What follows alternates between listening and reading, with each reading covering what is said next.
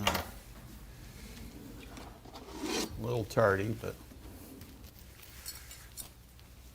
forgot to put the official chain on. Sorry about that. Okay, welcome to the 121st meeting of 7th Council of Municipality of South Dundas on Monday, June the 13th. Apologize for our lateness to those in the crowd and those online. We had a closed session that we actually only got 2/3 through, so we will be adding an addition later on. Confirmation of agenda. Madam Clerk, anything to add, delete, or? Sure. So the third closed session that you mentioned, we will move to item 11A, Mr. Mayor.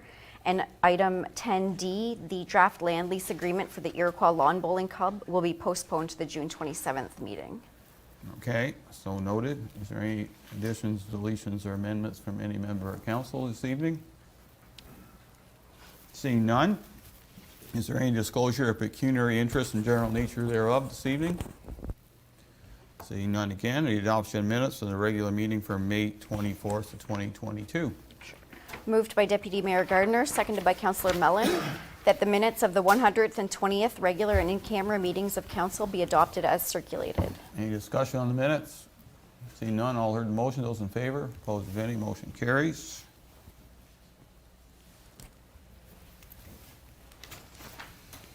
So on the delegations this evening and tonight, we have with us the Seaway District High School Genders and Sexualities Alliance, GSA,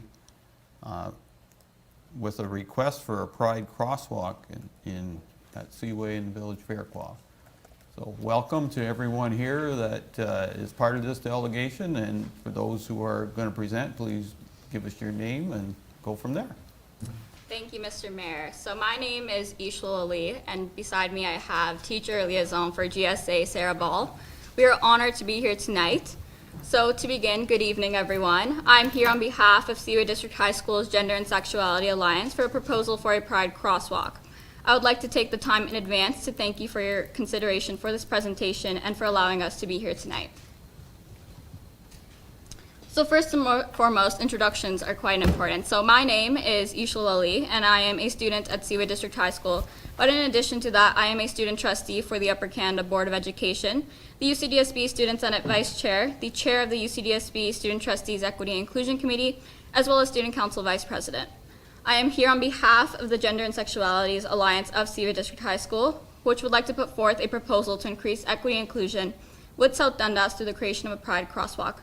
So the GSA committee itself is a group of like-minded individuals, youth and adults, who represent the incredibly diverse community we have here at Seaway, as well as within South Dundas.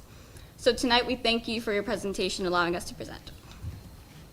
So South Dundas, many of us are residents, I myself included, of South Dundas, and we are very proud to call South Dundas our home. However, not all of us fully feel represented or safe in our collective community. GSA clubs were started to allow 2S LGBTQIA+ students a safe and welcoming environment within their schools and allow them to be their authentic selves. Within the Upper Canada District School Board, many students are proud to be a part of this organization as we allow for equity and inclusion to be at the forefront of our student wellness discussions. Although we have much support and awareness within our schools, we do lack such support, representation, awareness, and education within our community. Some of the concerns that we have are displayed on the screen, but in addition, we would like to emphasize that we do not advertise or support 2S LGBTQIA programs for youth or adults in this community. So this presentation tonight will help offer an amendment and solution for this. So most importantly, it is time for change. Although change is often met with adversity, this does not mean that the change is not necessary. So tonight, we bring forward this initiative to allow everyone in this community to feel safe and welcome. If a simple symbol or gesture can provide this, then what are we waiting for? This council can take action to show our community that it is ready to take a stand and ensure representation and acceptance of all people of South Dundas, including members of the 2S LGBTQIA+ community. Not only should everyone feel accepted, but they should feel welcome. And this Pride crosswalk, if approved by the municipal government, will allow for South Dundas to be a place where all visitors and residents feel welcome. So why am I here tonight? So I'm here tonight to propose a Pride crosswalk. Students and staff at Seaway District High School would like to request the consideration of the installation of a Rainbow Pride crosswalk between Seaway District High School and the post office across Elizabeth Drive in Iroquois. We are asking for approval to have the crosswalk repainted with the rainbow colors to bring 2S LGBTQIA+ awareness and representation to this community. It would be very fitting if this proposal is passed tonight, as it would allow for the completion in the month of June, which is recognized as the month of Pride in Canada. The approval of this initiative would allow for a bridge between the South Dundas municipality to support its youth and their initiatives and prove that we are moving forward to an equitable future. So pictured above is the location of which we would like this Pride crosswalk to be placed. As you can see, it is directly across from Seaway District High School in the direct line of sight. So for those concerned of vandalism, we do have direct security cameras pointing in this direction, so we are able to view all that is occurring across from the GSA sidewalk.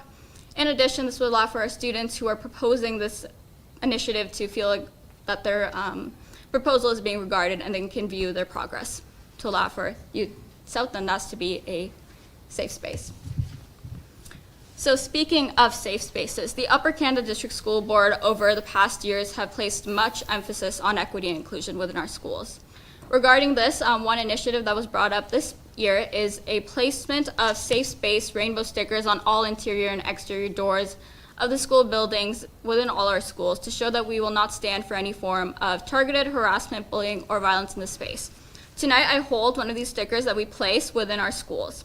This initiative was met with incredible positivity, feedback, and from students and staff and any visitors that entered our buildings. Many positive comments have been made, and several others have expressed wishes to see this in more public spaces in their own communities. This simple act of placing symbolism in public spaces can spark change that is far-reaching and impactful.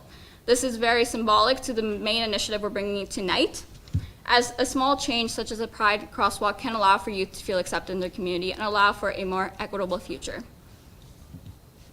Speaking of an equitable future, as youth, we often think to the future. We are optimistic. We aim for something to be bigger, brighter, and better. This initiative, which we envision, will allow for our community to be a welcoming and friendly space for our children and grandchildren to come. We do not want anyone to experience hate crimes, to be a victim of sexual-based harassment, or to suffer gender-based or sexual-related violence. This initiative will allow for a bridge between, once again, the youth and the South Dundas municipal government to allow the first step to address discrimination and division in this community by taking a strong stand against exclusion and inequity. So I come here tonight with an incredible amount of support. We have support, many of whom are in this room as well. So we have support from our Seaway District High School School Administrator, Trent Carter-Edwards, who is the principal of Seaway District High School. We have support from Deputy Mayor Kristen Gardner. We have support from Municipal Clerk Leslie Drynan. We have support from our Seaway District High School Parent Council.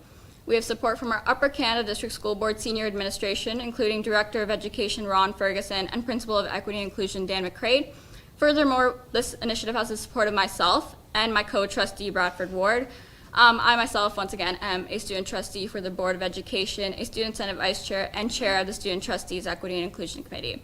Furthermore, we have the support of SDHS's student representative for this very committee, Mira Bali, and community organizations such as the South Dundas Soccer Association. In addition, we have an outpouring of support on social media and also received several letters which I hold in my hand here tonight. I would once again like to thank the municipal government for allowing us to propose this proposal tonight. It is the right move in ensuring that students feel accepted in their environment. This move itself would allow for students to feel that their voices are being heard within the South Dundas and allow for youth representation to be at its highest level over the past years. So once again, thank you for this proposal and allowing us to propose this tonight, and I will gladly answer any questions or comments at this time. Well, I'll start the comments. I'd like to first thank you and all your group and supporters for coming to council. That's the first step in having some bravery and being here, because we as community leaders are the ones that can instill some change into our municipality. When I read about the proposal in the Morrisburg Leader several weeks ago, I was a bit shocked because I didn't know about it, but I will say I did support it 100% when I did read it. I think it certainly,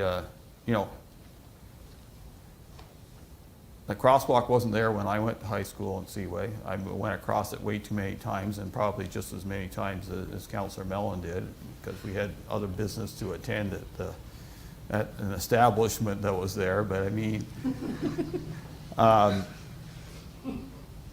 change does have to come. Like, and the world has changed a lot in the last number of years. Certainly, and rapid change into gender equality is certainly something that we need to entertain.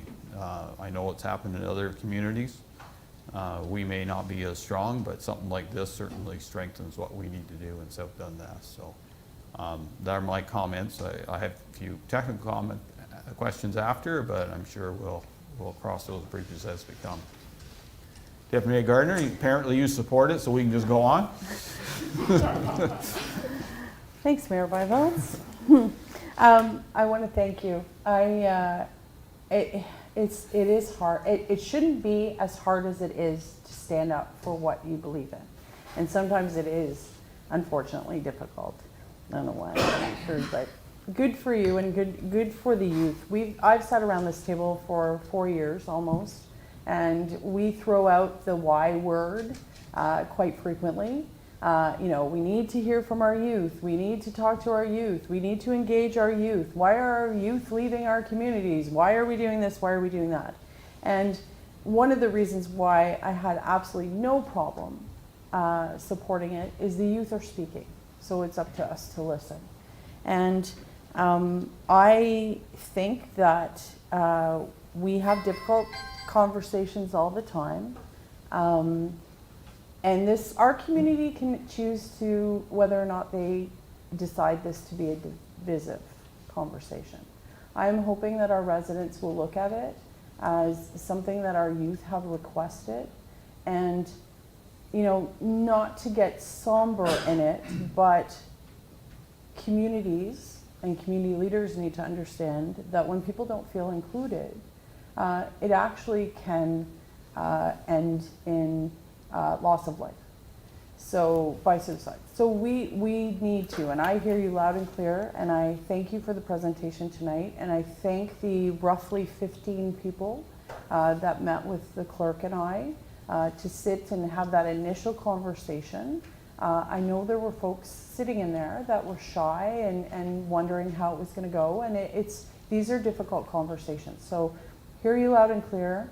The technical questions, I think, is around approval, because it doesn't speak about who's paying for installation. We had that conversation at that meeting when we talked about how municipal councils think.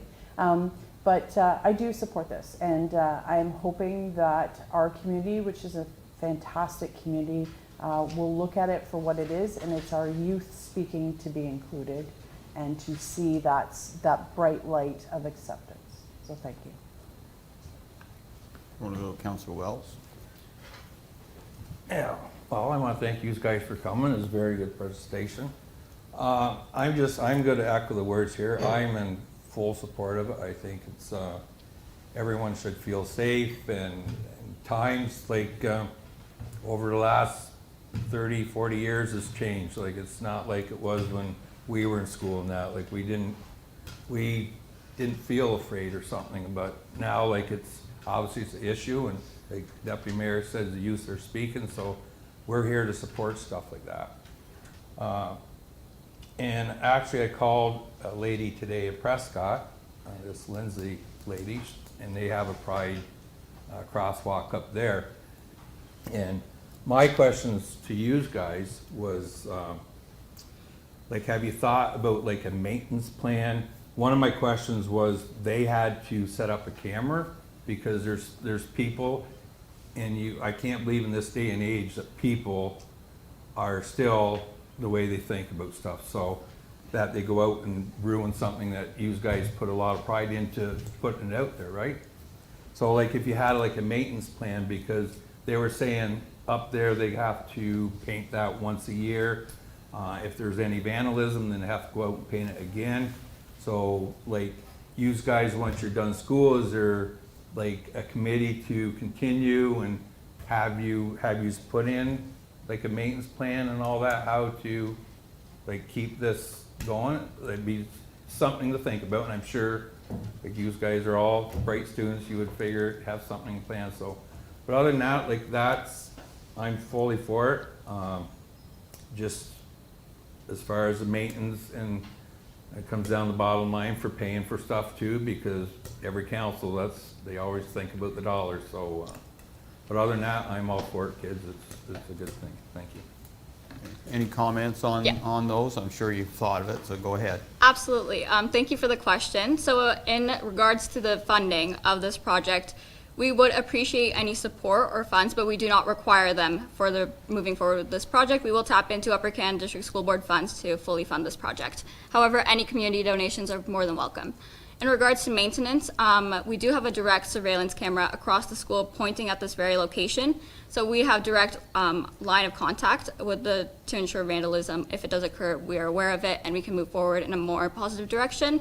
In regards to maintenance of the Pride crosswalk itself, we have a dedicated group of students who are more than welcome and looking forward to going out and keeping this very space safe and inclusive and ensuring it's bright and touched up every single time.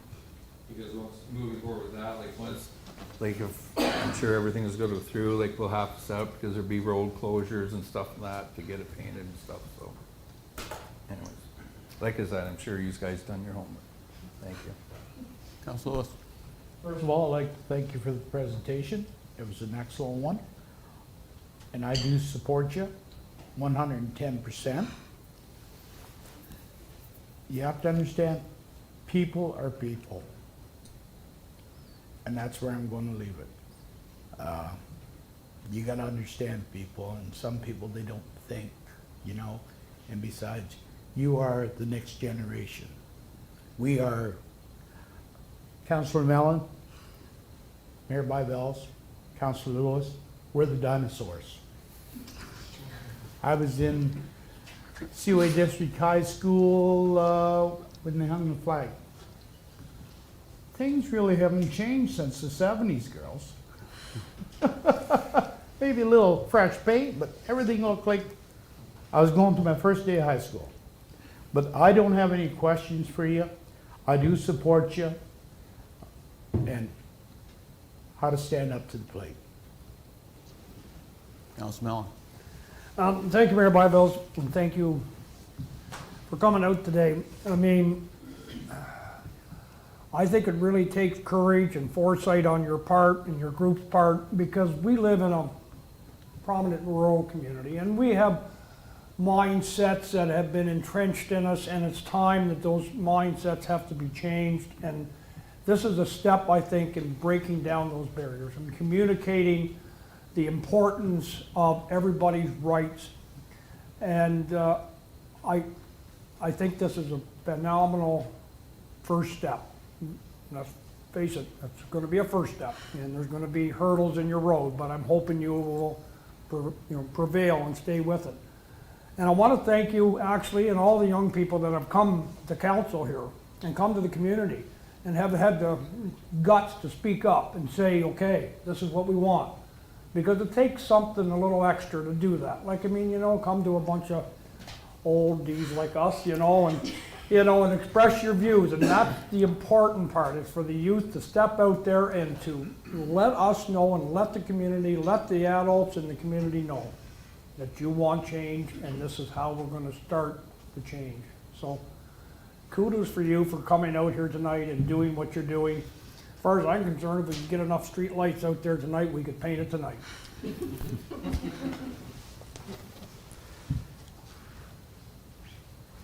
I'd like to thank you again for coming. I think that you have the endorsement of this council to go ahead. We will ask staff to work with you to come up with a plan that works for all of us. It's certainly that, I guess the ironic word would be, we're proud to do the pride thing, and we haven't done that very well in South Dundas, as Councillor Mellon has alluded to. However, we must, and it's time to do what's right, and you have full support of this council, my support, and I think you can look forward to working with staff on coming up with the nuts and bolts of how it gets done. So thanks once again to all of you for coming. Thank you to council. This support and approval itself is a large step in the right direction for you to have their voice heard at this table, and we will not forget it, and we are forever grateful. So thank you. And if any of you are over the age of 18, there's a thing called a municipal election this fall. If you need $100, I'll give you $100. How's that? Okay, thank you very much. Thank you.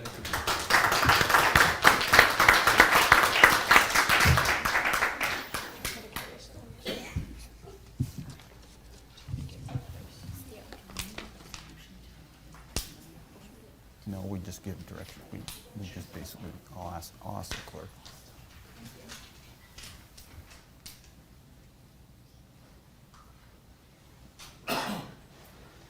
So Madam Clerk, going forward, is there enough direction in that, that? Okay, okay, thank you.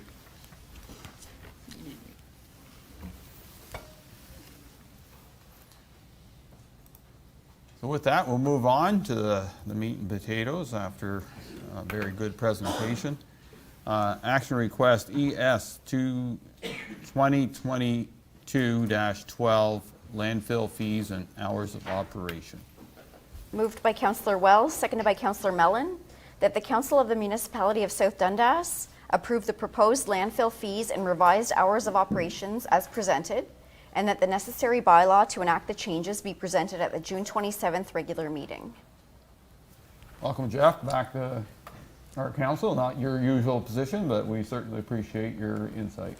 Well, thank you. Good evening, Mr. Mayor and council members. I believe I've tried to prepare a proper fees schedule for you to review, and I think it hits all the notes everybody wanted, where it's fair to the customers, it's doing right by the actual landfill itself, and yeah, I think it's the best way we can go moving forward. Okay, yeah.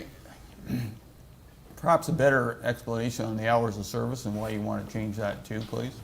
Okay, well, the hours of service, I feel, when we had two landfills running at the same time, the public was allowed 28 hours to use both facilities, no matter which one they wanted to use. When Williamsburg did close, unfortunately, it did reduce the hours going to the patrons of the community to use the landfill. We're now down to only having 18 hours instead of 28. So most of the time, the biggest complaints that people give is the fact that they just don't simply have the time either on that one particular Saturday, but if they had more options throughout the week that they could get there, I still feel that would be more beneficial to the community in the long run, simply because I don't have the congestions. So many people trying to get in on a Saturday morning to get rid of their loads. If some contractors or people can get there on Friday instead of Saturday, it's just all the way better, I believe. Okay. Council Wells. Yeah, like the fees and everything, Jeff, it was good. Like I think it was, you put a good effort into it. I went through it. I like the changes. So the hours of operation, so you want to do, so right now we do Tuesday, Thursday, Saturday, right? Mm-hmm. And you want to add, you want the whole week. How does that affect anything to do with, I'm going to talk with hours allocated for the dump as far as budget-wise goes? Go ahead. Mayor Byvelds to Councillor Wells. So as far as budget for staffing, it has no implications on budget because the Doesn't staff matter are, whether they're there or the there, staff are right? already there anyways when the facility is closed anyways. So no problems with the extra hours, like I don't, do you guys go, like when you're not working there on Wednesdays and Fridays, are you still working at the dump? Oh, yes. Yeah. Both of yous are there? Yep, they're litter picking, packing the hill, still Burning, doing our. stuff like that? Yep, but the 2 hours at the end of the day still will allot us the right amount of time to still get the burn pile done and still get what we need done throughout the day. Well, it doesn't affect everything with that, like as far as that, we're giving more to the public as far as being open more, right?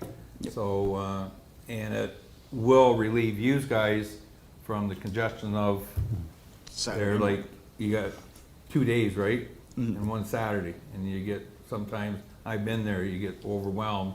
There's vehicles sitting there, and then you get people start to yell and stuff, so. Anyways, no, didn't see anything there. We've had a good discussion on this, probably more than we should have, but anyways, I think we got it right, so I'm good to go. Councilman Allen? No, I think you've encompassed everything we've talked about. I guess the only, the appliances with Freon, $50 for the customer, municipality pick up the other 25. That's the only, is it 75 for somebody to Yes. knock her out? I'm just not so sure that taxpayers should be paying for that extra 25. That would be that's, on the whole thing, that's my only thing. I know your argument is gonna be, it's gonna encourage them, because they'll bring it back to my country and throw it off in my field on the Fulton Road, and then I'll pick it up or bury it.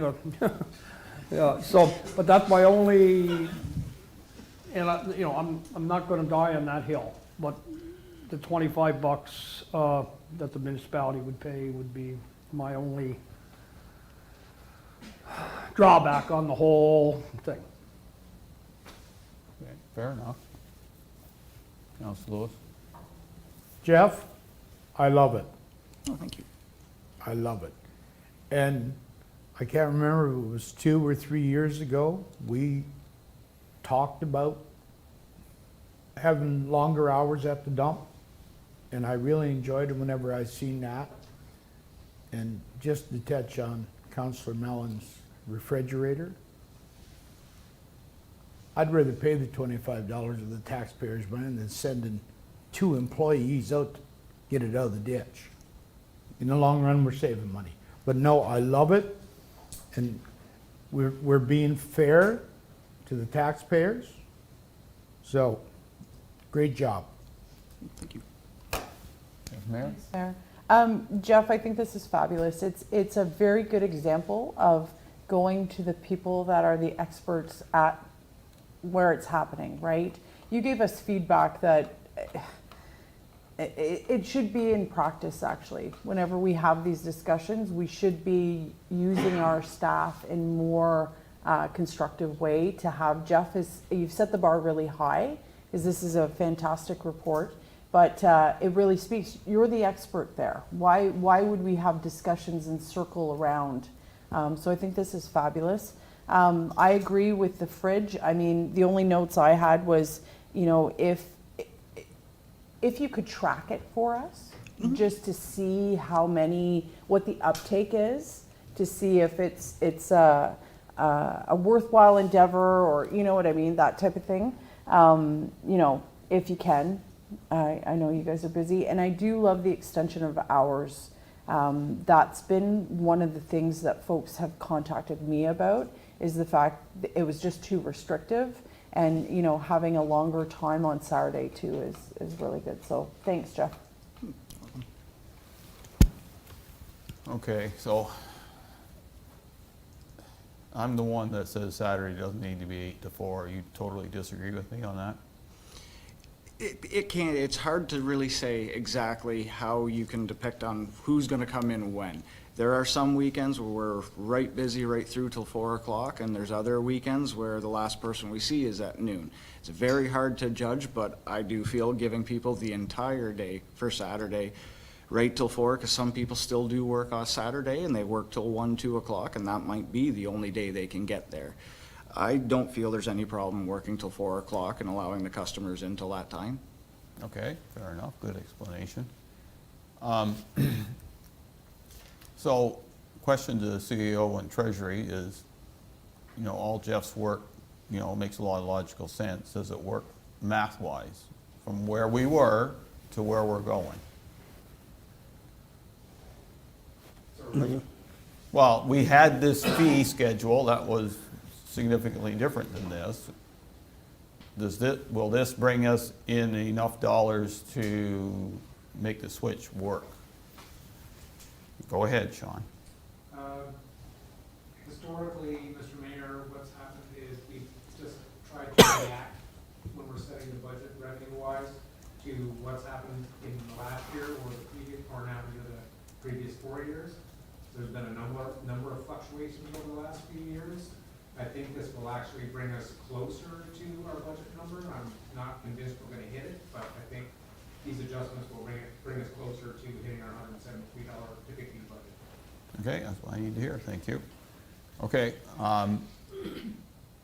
that was my concern, Jeff. I just wanted to make sure the dollars match, because, we had some, I guess, surcharges for construction that was a little, you still have it there, but it was significant. So those, and as Councilor Wells alluded to at the time, contractors for the most part either hire their own bin and then charge it out that way, or bring it in themselves and charge the customer anyway. So, and I guess the question to you is, do you feel that we just get South Dundas residents using our facilities, or do you feel we get some creep from others? And is that a concern?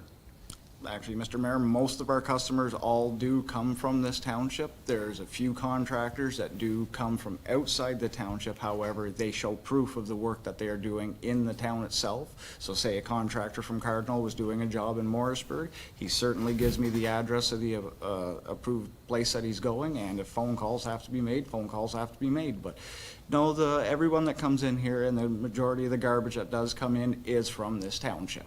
Okay, that's what I need to hear. Okay, we'll go around the table. Anything further, Councilor Wells? I'm good. Councilor Mellon, you had your hand up? The Freon job, like, I know at one time maybe you do that now instead of like collecting, 10, 20, or 30 appliances. You don't bring in somebody to take that out for like 1 or 2 or 3. Do you do it in a bulk? We do it in bulk, yes. You do it in bulk, a whole bunch. So it's still at $75. I don't know, maybe we reach out to see if we can find somebody to do a little bit less, but Councilor Lewis is right. We'll pick it up out of the ditch. So, I can live with this. Okay. Anything further? Nope. Anything further? Go ahead, CEO. Clarification for council, attached to the report was kind of a communication piece that Jeff and our communication officer have been working on. Is council good if we proceed with a mass mail out to our residents to let them know of the new pricing, as well as Jeff has put together kind of how they should be loading their trailer for efficiencies as they come into the landfill? So if council is good with that, we'll work on getting that message out. Communication never hurts, but I'll go this way. Well, myself as a massive mail out, I would say no. Word of mouth, once people gets going, they go to the dump, they're gonna see it. I believe anyways, like, so what are we talking about? How many residents, the dollars, envelope, probably a couple $1,000? $1,000. Oh, very helpful. See how quick that is? Anyways, word of mouth would go a long ways, but I got no objection for the mail out either, because there's a lot of people that probably don't use the computer and that, so sure, I'm good with it. Probably we should, because I get more calls about when the dump's open, and I mean, they have this in front of them. They'll know when they get to the dump, that it's a cash transaction or you take debit. Yes, we take So, that should be in there too. Make sure that, somebody doesn't show up with a check and drop it and it bounces around on them for a while and, we can't find it. But no, I think we need to get the communication out to, the hours of operation, what everything's costing us. Whatever the cost, get it done. One shot deal. It's not a dump, it's a landfill. I think we should mail it out. That would most likely save me about 50 calls a year. Yeah, I think Jeff should be provided with the mail out, that, like, copies of it. Yes. And I have a question too. I had a discussion, so I know that our emergency alert is for emergencies only. However, I've gotten feedback that nobody's received an alert. So we may want to, even though it's not an emergency, just so people aren't, like people are getting engaged in this stuff, it may work as a trial run because if people are disconnected from that, it's not gonna work. So that would be just my two cents, that maybe look at that and see how many numbers you have, and, because people have been asking me when the big alert's gonna come. So, yeah, just something to think You about. have to understand that alerts are for a good reason, and you don't want to cry wolf too often. I wouldn't cry wolf, but make sure it works, right? Like, Fair enough, I know. It's like getting the alerts for weather, and you get 20 emails on those alerts. After a while, you start ignoring them, then the real one comes and you wish you'd seen it, so. Okay, anything further, Jeff? Nope, that's everything, thank you. Okay, so the communication plan has been approved also, so there's nothing else from council. All heard the motion, those in favor, opposed if any, motion carries. Thank you, Jeff, for coming. Thank you.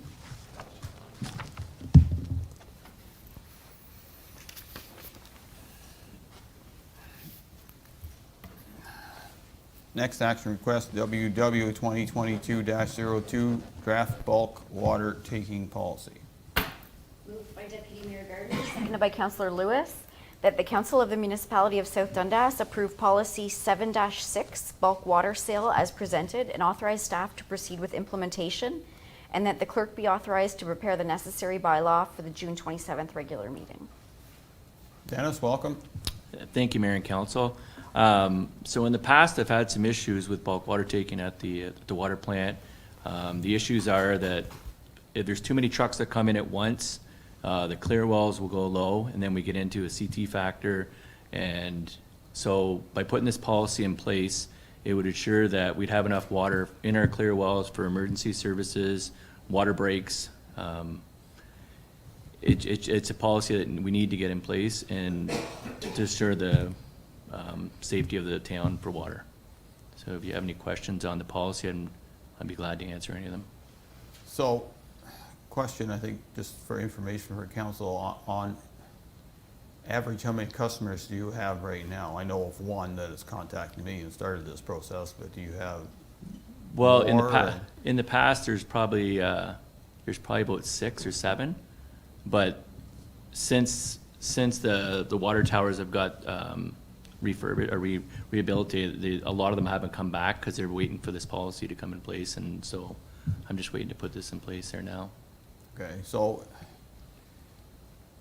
how many large tankers can you handle in over a certain, well, let's say in the shift, because from 7 to 3:30?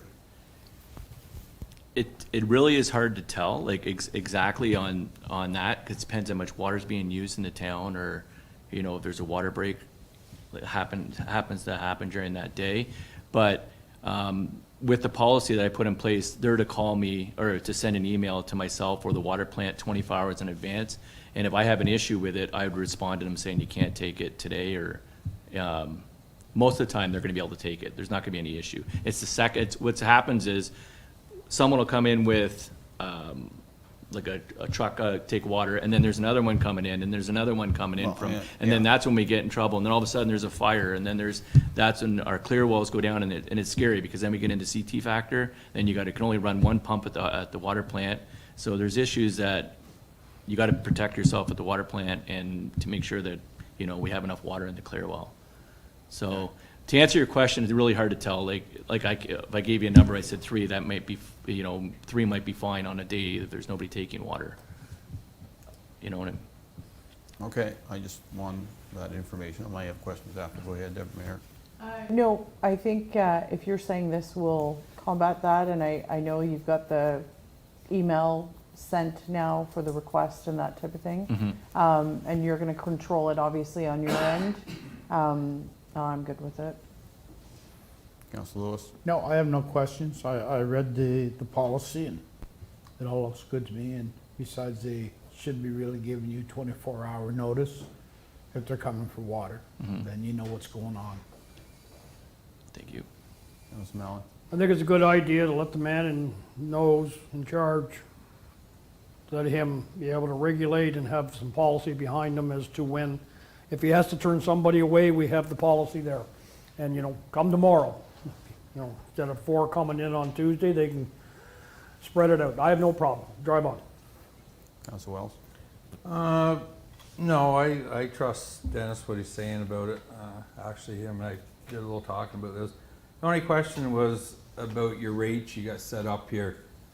Now, you're saying about the $100 hookup will eliminate the smaller people, which makes sense. The cubic meter, like how much, say on 100, because take like the city of Brockville charges $5, right? So you take that, so you take a $100 hookup fee. What would the difference, like how many, would the $100 cover the extra $2 that we're losing out on by not charging with the $100 hookup? You Yeah. following what I'm saying? And the average tanker that we fill up here. Yeah, to answer through you, Mayor, definitely would cover it because the trucks that we get in are roughly, the biggest truck would be 40 cubes. So the $100 would cover Yeah, it. so we're still up $20. That's right. I like that kind of business like that. Yeah. That works good. No, I'm good, eh? No, I just. Well, I don't disagree. I thought $3 a cube was pretty cheap water when it's pretty But then you put special things in treated. perspective with that hookup, that's what we make the difference on compared to the city of Brockville. So. Yeah, through your Go mayor. ahead. Kempville charges, it's $5 a cube, and the city of Cornwall is $5 as well. So Yeah. we're right in the ballpark with it. So, yeah, Okay. good, I'm good for it. I'm glad to see a policy in dealing with this, and we, everybody's on the same page. I will caution though, that we should have the capacity to do enough there. I don't want this as a barrier to those, to sell water. We have a crap load of it. I know one train's not running, but, if this makes it, a better way of dealing with the customers, that's fair enough, but I don't want the phone call down the road, Dennis not giving me water, Dennis not giving me water, okay? I think that's just being fair. I understand that you have a responsibility to make sure that Clearwell has enough water in it for our residents. But selling the odd load of water is, if it's a good business decision, we gotta make sure we can do what we can. Any other comments from council? Seeing none, all heard in motion, those in favor, opposed if any, motion carries. Thank you, Dennis.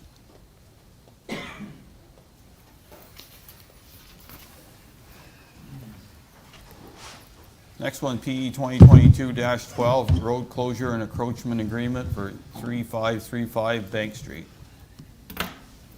Moved by Councillor Wells, seconded by Deputy Mayor Gardner, that council authorize staff to prepare the necessary documents to enter into an agreement with the owner of 3535 Bank Street for access to County Road 31 through the road allowance on the north side of the property, and that council authorize staff to commence the road closure process to close the unopened road allowance located adjacent to 3535 Bank Street.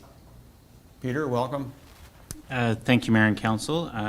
As noted in the report, we have a request received from the owner of 3535 Bank Street, County Road 31, trying to sell their property. There's two issues. One is that there's no public road frontage. Previously, the road was maintained by the municipality to the access road to get to the property, but it's no longer being maintained. Another issue is that there's a road allowance that divides two halves of this property that would preclude trying to build in that area. So the request is to provide an easement or licensed occupation. The exact form would be determined by the municipal lawyer. And the other one would be to close the road allowance between the two pieces of property that he owns. So staff don't have any concerns, provided the agreement covers any maintenance or liability, and also that it's clear in the agreement that there's still public access to this road allowance.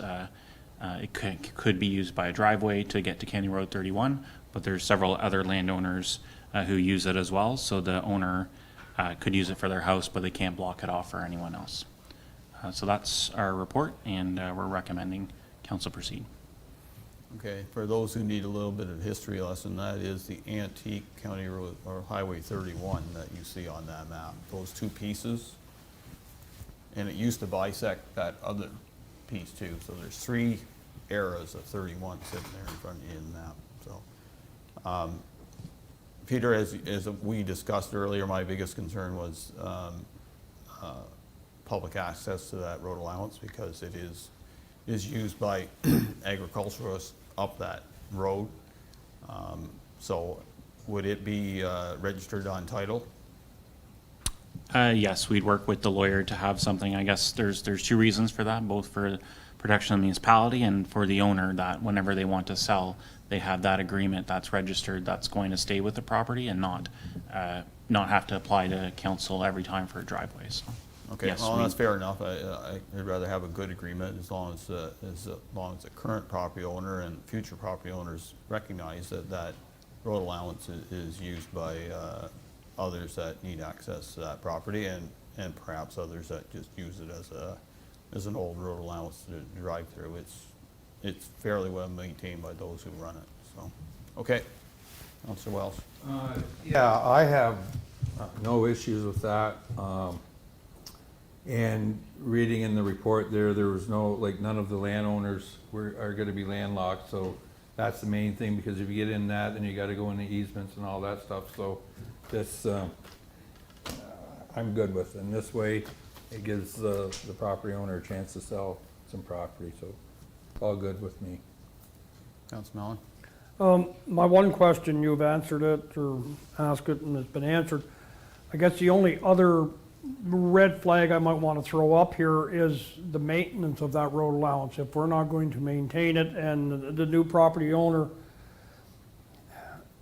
who's going to maintain that road if it gets chewed up by farm equipment or somebody going up that road? Is there some kind of process that, or some kind of agreement that how, if it needs to be graded or a load of gravel, whatnot? That would be my only, there could be some repercussions or, fallback in later years on that. That would be the only thing, to me.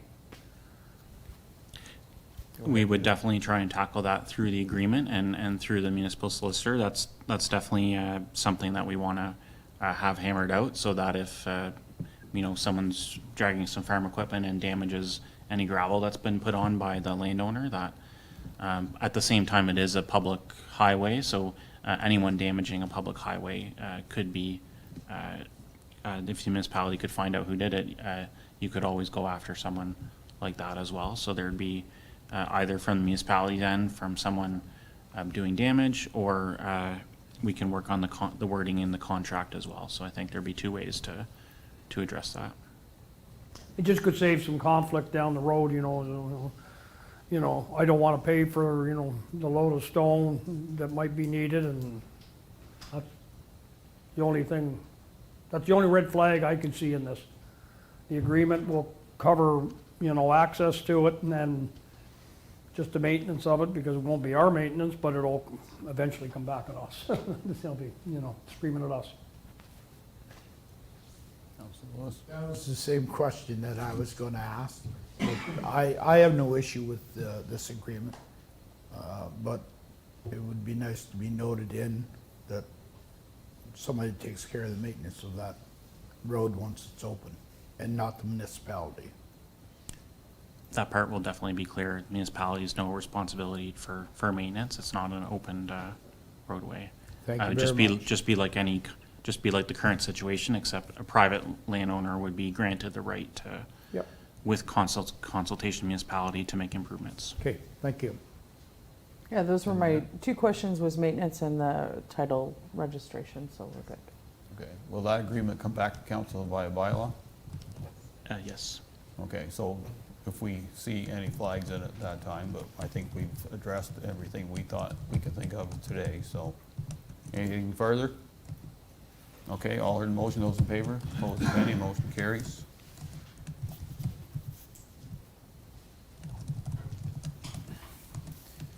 Next one is P 2022-13, Site Plan Control Bylaw Delegation of Authority, Bill 109.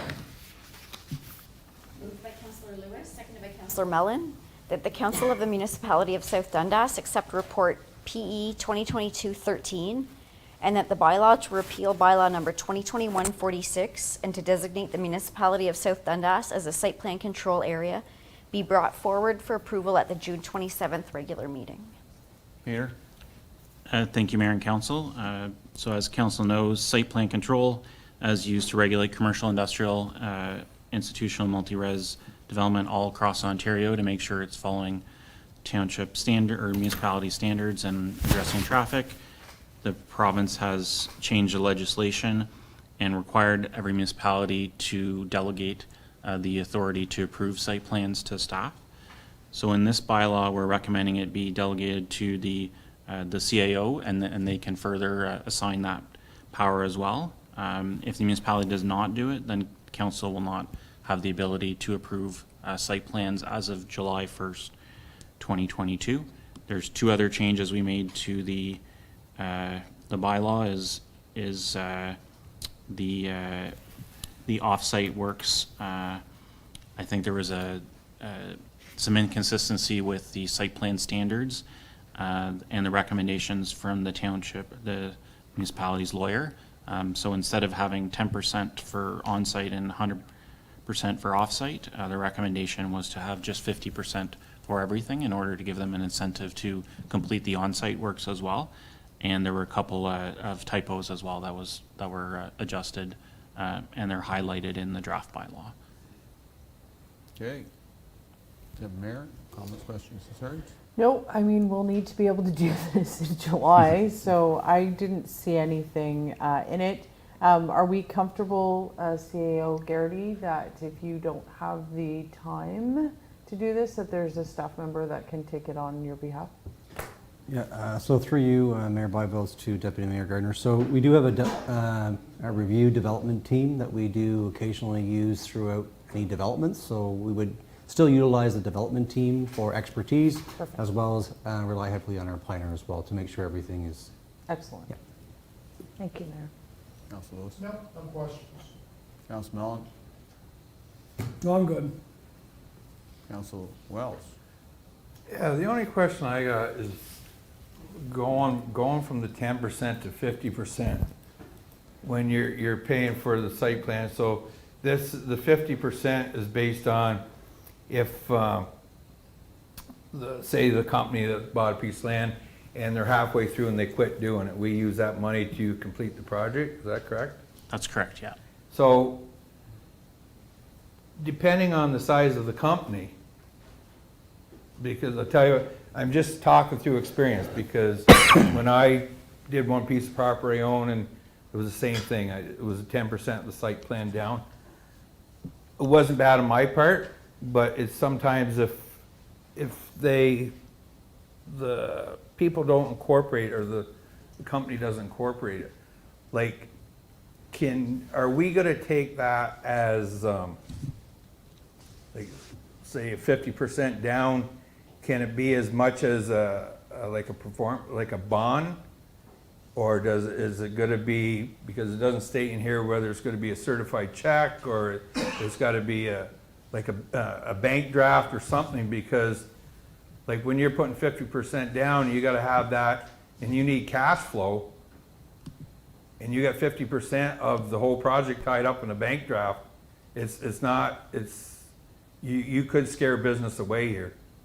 So I'm very, very concerned about upping like 40% on that site plan, because if you get a company that's in there and they need a cash flow, and this is something, like, I know the timeframes in that, but it might, I don't know if it'll stop someone, but it makes it a lot harder for people or for companies.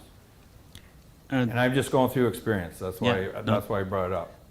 That's definitely a challenge. One of the, in terms of, we have the letter of credit, certified check, or cash. Those are the options we have now, but the province has said they'll be looking at bonds and other ways they're going to prescribe within this year with their new legislation. Some other options that might be mandatory for municipalities to offer. And we should like really talk to them up there in Toronto about that, because where you can go and get a bond, like say it costs you on a 50% performance bond, maybe $11 per thousand. So you take on a project like a $500,000 project where you have to have 250 actual cash, or you have to have basically an insurance policy. And that's definitely something with we're waiting for the regulations to come out to find out what the exact definition of security, or the method of security that they're going to be prescribing. But what it says in the legislation is that it'll basically be mandatory that they prescribe, municipalities have to offer that. And So that might be an option. The other option is if we work with them on doing a pre-servicing agreement. So if they put some of the work up front before the agreement's signed, and this is very common for subdivisions and sometimes for site plans as well, is they do kind of the pre-work based well, on. you've been shovel ready, and so like you're already showing a commitment like to your site plan, so it just takes from. So then they don't actually have to put that full cash. There's Yeah. a bit of risk on their part by doing the pre-servicing, and they're saying we don't have all the approvals, but we've got the grading and the important things, and so they can, let's say, hook up to the sewer, do the preliminary rough lot grading, then have their engineer give a letter to the municipality saying, okay, we said it would cost 100,000, now we only have 20,000, so then we don't have to collect as much security. So there's a couple ways that I think if someone's saying that this is an issue cash-wise, that we can work with them to make sure the municipality is protected, but they have more than one option than just Exactly, and straight a check. Myself, I think that's the only way this is, I'm not saying it's not gonna work by going up 50 cents, but it'll make it a lot harder on like smaller companies. And when you start these big projects and stuff, and like cash flow is the main thing, like Yeah. you gotta keep paying people or you don't get people, so was my only concern there. Okay. Well, I think it's a good concern, like, if 50 is too much, and I think that number should be more representative of what our actual risk is in the end. If 50 is the right number, so be it. 10 certainly seems low, but perhaps 25 or something like that. Case too, right? Well, yeah, true, but you gotta have a general something, right, to start with. If you Like you delegate, if you're delegating authority, as they propose, Yeah, they have to know what they can deal with. And exactly. whereas if we did it, then we can change the rules. That's our job, but they can't change the No. rules. So that's a concern, and then fair enough, let's see how it goes. And if somebody comes to South Dundas and does this and then say, well, we can't afford this, and the council hears it, then we hear it enough, then maybe if we can justify it, fair enough. I agree, like, we don't want to scare somebody away. However, the other side is you want to make sure they don't walk away from mess, and then all of a No, sudden for it's sure. our mess. No, like you definitely gotta put something up, but hopefully up in Toronto, they're thinking about like every size of company and stuff you need to get things done, so just hopefully they do something or help. Oh, Go ahead, I Peter. just thought something, Mayor, is that this is not the final version. That will be at the next council meeting. So between now and then, we could add a bit more flexibility, just like in the other sections. The CAO can choose an alternative method. Then if we just add a provision that alternative securities may be proposed at the discretion of the CAO and treasurer, and then if there's a special situation that doesn't work under this, then there's authority to go that. So we could look at a bit more flexibility as long as the treasurer, when I have done this, I always ask the treasurer, is like, I don't understand this. Gotta so ask the boss up Can you, there. are you okay with this? And so we could add some flexibility in the bylaw as long as the treasurer's comfortable and the insurance provider. Perfect, so at least I know we'll be out there trying for that, so I'm good. Okay, anything further? See none, I'll order the motion. Those in favor? Opposed, if any, motion carries. Thank you, Peter.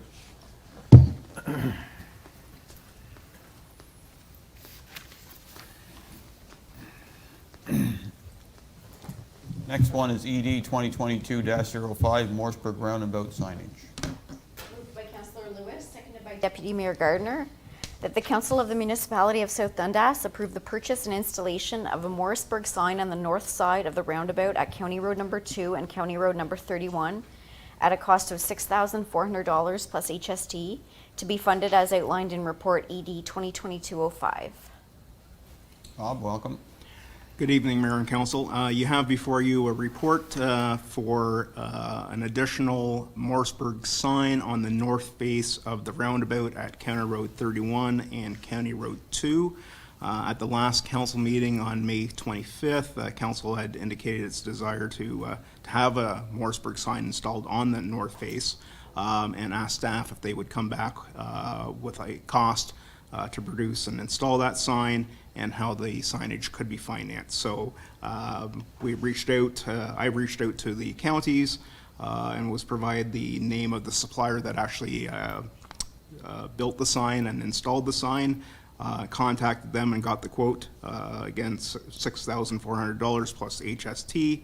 I believe that there was an alternate way to finance the project, so I was talking to the CAO. It didn't quite make it into the report, so I might ask Shannon if he could clarify that. Go ahead. Thank you, Mayor and Council. So in discussions with the Deputy Treasurer, how we would like to fund it is normal practice, is rather than coming from the working reserve, is it'll just go into our operating budget, Rob's operating budget. Any savings will minimize that, but at the end of the day, any surplus or deficits are funded from the working reserve anyway. So it would just go into his operating budget, and from there, it would make its way down to whether it's surplus or deficit. Okay. Yep. Anything further? No, that's everything. Okay. No, this is great. Thanks to Councillor Wells for pushing this. I'm glad the price is lower than whenever I asked. So, yep, no, it's good. Councilor Wells, should have went to you first. You're the one that started this. No, it's not a bad day. I'm happy, and like that D class thing came in a lot less when we got the final A estimate, so I'm good. It's all good. Good to go. Yeah, Councilor Lewis. No, I think it makes a lot of sense to have Morrisburg on the north side, especially when you're coming out the 401 or Ottawa. People from Iroquois or Ingleside, they know where Morrisburg is, but people coming in off the 401 and so on and so forth, no, but it's well worth the money. Councilor No, Miller. it's good to have a sign showing what you're coming into as you're going south. Just like Holbert needs a sign going south. The sign's been missing for a year. Sorry, Mayor Byvells, I just went off track. Let's do this one and do Holbert too. I don't Wooden sign. I don't disagree with your Hulbert sign, but that's actually, since it's not technically a hamlet within the jurisdiction of South Dundas, because that was the rules. We need the counties to put a sign up, so that'll maybe something we need to push the counties on. Let's start Other with than that, I roundabout. have no issue with the sign, we need to put it up. We'll get the roundabout done and we'll work on Holbert later. Okay. Anything further from Borough Council? Seeing none, all heard the motion, those in favor, opposed, if any, motion carries. Thanks, Rob. Thank you.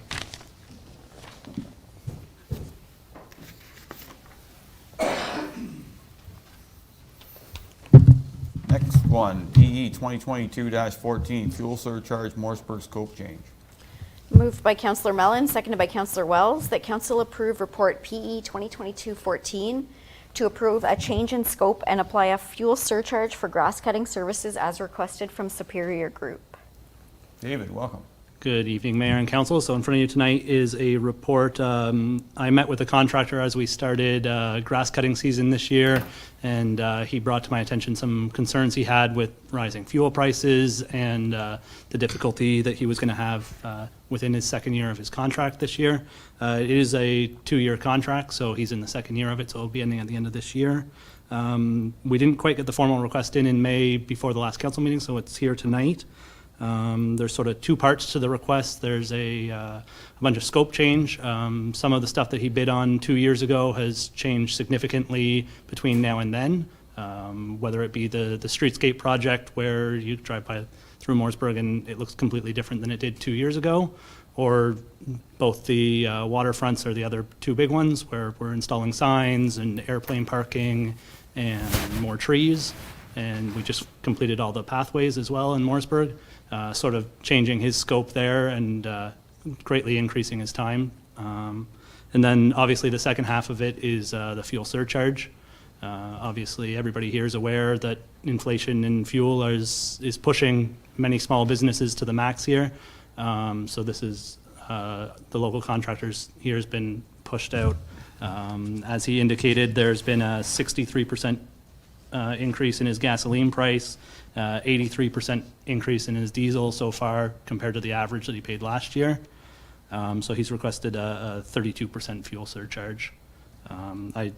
I've written the report that council approved the fuel surcharge as is. I have discussed with the contractor. He is open to doing monthly adjustments.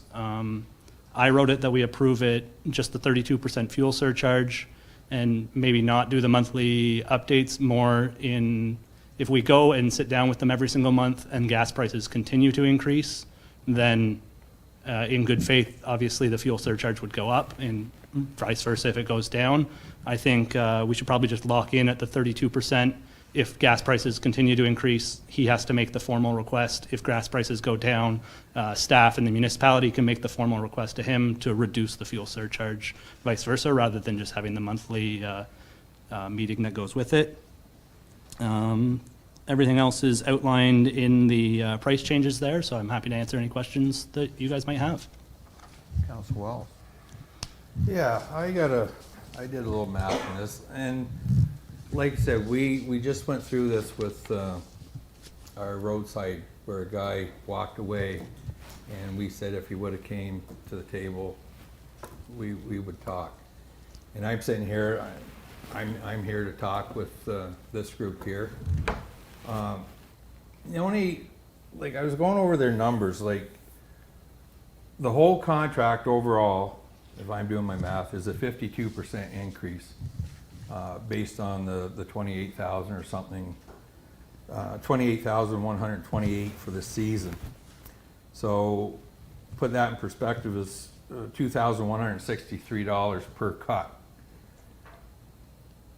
You're saying about the 80-some% increase, which I see, but we're also going on numbers just based on what they're telling us.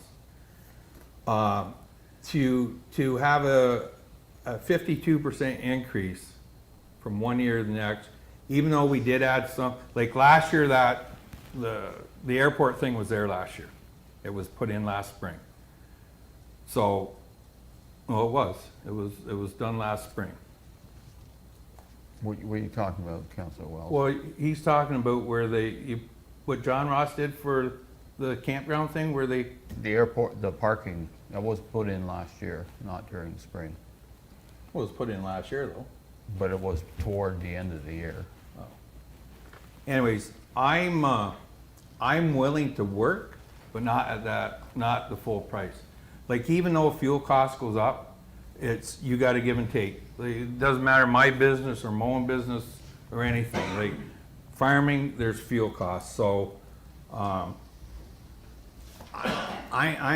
good to, as the scope of works, if anything, we're taking, like you're putting pathways in and saying, but let's going over the pathways and that. Well, that eliminates all the cutting. There's not grass he's cutting. You got one guy going down with the weed eater on both sides or whatever.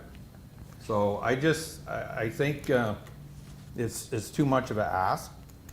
I'd be willing to, on the overall percentage, go halfway with them. And I think that would be more unfair as a gesture on our part as council to give them that extra money, which more than covers fuel.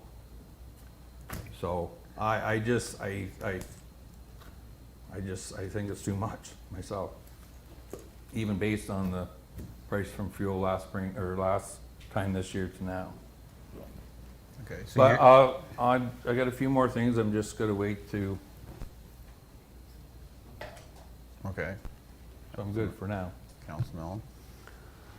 The fuel surcharge, 32%, I mean, he's not running over to the gas station every time he needs to fill up. I'm sure he has a tank at home like I do on the farm, and you fill it up, and you know, I filled mine back up early spring, well, quite early.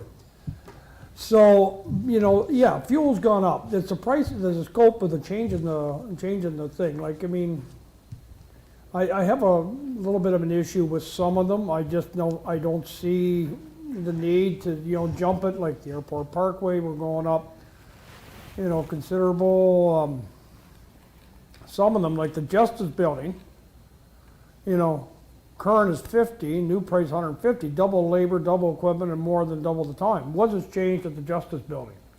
There's a streetscape project. So there's a new sidewalk and there's a line of trees that were put in and a couple new flower beds. I think there was a new flower bed put in there.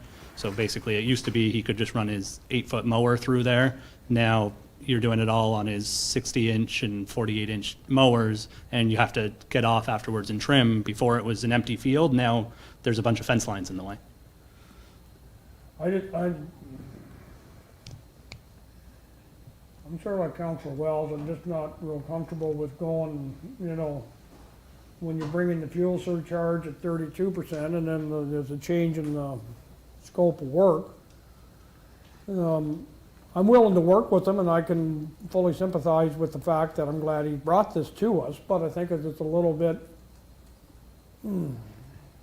he's got to be able to meet us a little bit halfway or something.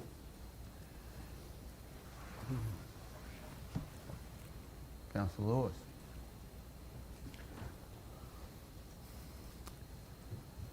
I'm not impressed with these new prices whatsoever.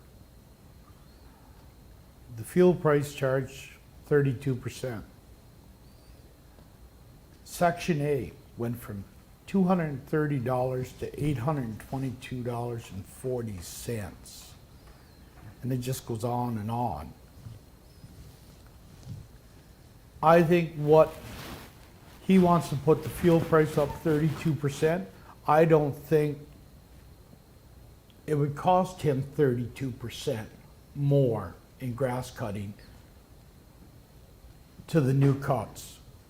To me, I would give him the 32% in fuel and strictly stay with the old prices on the grass cutting. Because I know for sure that at the Morrisburg Mall, that grass wasn't cut for 3 weeks. Because I looked at it every day. And I don't mind being fair and honest with anybody. But don't try to shaft me. Because I wasn't born yesterday. I've been in this business for a long time. So I would go with the 32% fuel, but I would stay at the old prices for the cuts. That's where I'd go. Mayor? Thanks for bringing this forward. It is good to have the discussion instead of what happened last time. So this is good, David. I think that first off, any contractor that deals with municipality needs to understand that our residents are also filling their tanks up at a much higher rate. So we have to be conscious of that. And also the streetscape project, like some of these projects have been out there for almost 4 or 5 years. So it's not like we just were able to bibbity bobbity boo create the project and here we go. So I would have thought that if folks are going to do business with us, they'd kind of be aware with what's in the mix. None of this stuff, whether adding trees or adding the streetscape or whatever, none of it is a surprise if people are conscious of who they're doing business with. So I'm okay to discuss a fuel surcharge. I think that you can meet halfway. But these changes in the contract and stuff, I'm not. And like I said, every single one of our residents that is driving, every time they go to the pump, they're doubled. So, it's taxpayer money. But I just, because to Councillor Wells's point, a lot of those projects, and I get there are obstacles and you're maybe going from straight to then having to whip, but we've also taken away a lot of grass. So, you got to kind of meet halfway, right? Because they're not running a mower where those paths are now, correct? And I mean, in the case of the bike paths in both the waterfronts, we replaced existing for the most part. Yes, we did add more in Morrisburg, but Iroquois and the bulk of Morrisburg was pre-existing pathways. So, and now they're nicer to get to the other side because they're even. So, I don't know. I think we can have a further discussion, but I'm not comfortable with the complete, just hand over the money, that's for sure. So just listening to council and looking at the numbers, I know there was some sort of change of scope because of some of the stuff we did and some of what the waterfront have done, and it caused a bit more manual labor. You know, you put in benches and trees and they beautify the park, but they are more work to work around.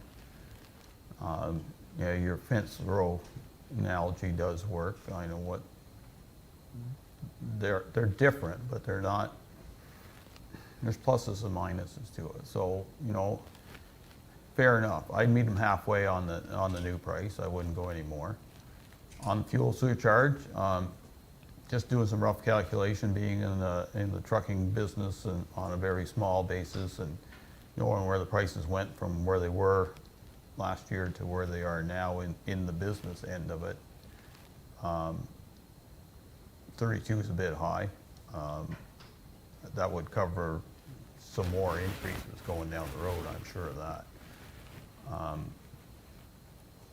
We did tip our hand the last time, and I think it's not a bad thing. I'd rather have this discussion now than they walk away and then we won't know what to do, and then it could be all different again. Perhaps a fuel charge of 25% is a good start, and then we can go from there. It's not the whole charge, not their whole cost of what they're doing. It's big enough, but I think labor still hits it, and insurance and upkeep on their equipment certainly is still there. Yeah, that's gone up, but that's not our fault. Nor is fuel, but that's very glaring. So I'm good and halfway on the old to new, and fuel charge maybe a little less than 32. So that's where I'm sitting. We'll go around the table again and see where we land up. And I think focus on the two separate, and then you feel whatever's fair to the municipality, and we'll come up with hopefully some sort of. And, well, for me, like, I do agree with the scope of work. You add things, it does change the things. I've been different places where I ran into situations like that too. But this 52% increase in the contract that's actually going to be a lot higher, because this is only based on 13 cuts. So if he wants to, is he going to go back? Does he want to go back to, right from the beginning? So you got May, June, July. There's your 52% right there. So then even if you cut your mowing in half, then you have all these other mowings. You're going to look at that contract increasing. Like, it's going to cost. It's still 52%, but it's always based on 13 cuts. But every cut after we're still giving them money. So regardless, we would have on the old contract, but we're just giving them a lot more. If you're see what I'm trying to say here. But. Through you, Mr. Mayor, that's why I keep it in the totals of price per cut. Like the big numbers, as if you just leave it in price per cut, and that's how we think, I think that'll simplify. And the price per cut is $21.63 as of now. So I'm good at 50, or like splitting everything right in half. The scope of work, give them half, and give them half from the fuel. And that's being more than generous, I think. I'm not saying more than generous, but it's for a contract where we don't have to do nothing, and we're going to give him another, just based on 13 cuts, we're going to give him $14,000 and change. So that'll go a long ways in the fuel. And well, you know, sometimes you get running situations where you're not going to make, if you want to make 45% off your thing, well, it drops to 40. It's called business. So that's where I stand. Okay. Councilman Mellon? Yeah, I can agree with that. That's it? Well, that's short and sweet. Councilman Lewis? Yeah, I agree. I'll go half. Yeah, I agree with that. Okay. So we're not. So looking at the motion, we were gonna approve it the way it is. That's not where we're going. So, motion's on the floor. Keep in mind what you have to do to make the motion disappear, and we'll have a new one on the table. All heard the motion, those in favor? Those opposed? Motion's defeated. Now, in discussion with council, you want to make a new motion for that, please? So I'll put it on the floor and then someone can move and second it. So that council approve report PE 2022-14 to approve a change in scope at half the rate presented and half the rate fuel surcharge for grass cutting services. And then we'll just eliminate as requested by the Superior Group because it's a change in what was proposed. Okay, who wants to move second? Any further discussion? All heard that motion, all those in favor? Opposed, if any, motion carries. Thank you, David. Next one, TS 2022-06, granular tender results. Moved by Councillor Wells, seconded by Councillor Mellon, that the Council of the Municipality of South Dundas accept report TS 2022-06 to award tender TS 2022-19, supply of granular to Cornwall Gravel Limited, Company Limited, in the amount of $11.45 per ton, plus HST for maintenance stone, $14.15 per ton, plus HST for stone dust, and $11.80 per ton, plus HST for crushed stone. Jeff, welcome. Thank you, Mayor and Council. So this tender was issued to fulfill the requirements of the municipality for our 2022 roads, gravel roads program, involving stone dust for the 2022-2023 winter maintenance program, and to replenish our two public works yards for when repairs to our water sewer system is needed throughout the year. It also allows us to supply the gravel to do our gravel roads program, which is around 8 kilometers a year that we maintain every 3 years for our gravel, for our maintenance stone. So this was issued through bids and tenders. We did have 2 companies that offered submissions. I'll just give you a little follow-up with 2021 prices compared to what we received in 2022. So in 2021, our maintenance stone, which is the gravel that we put on our gravel roads, last year we asked for 4,500 ton and we received a price of $10.69. This year we are asking for 4,200 ton. And they gave it to us at a rate of $11.45, which is a difference of 76 cents increase.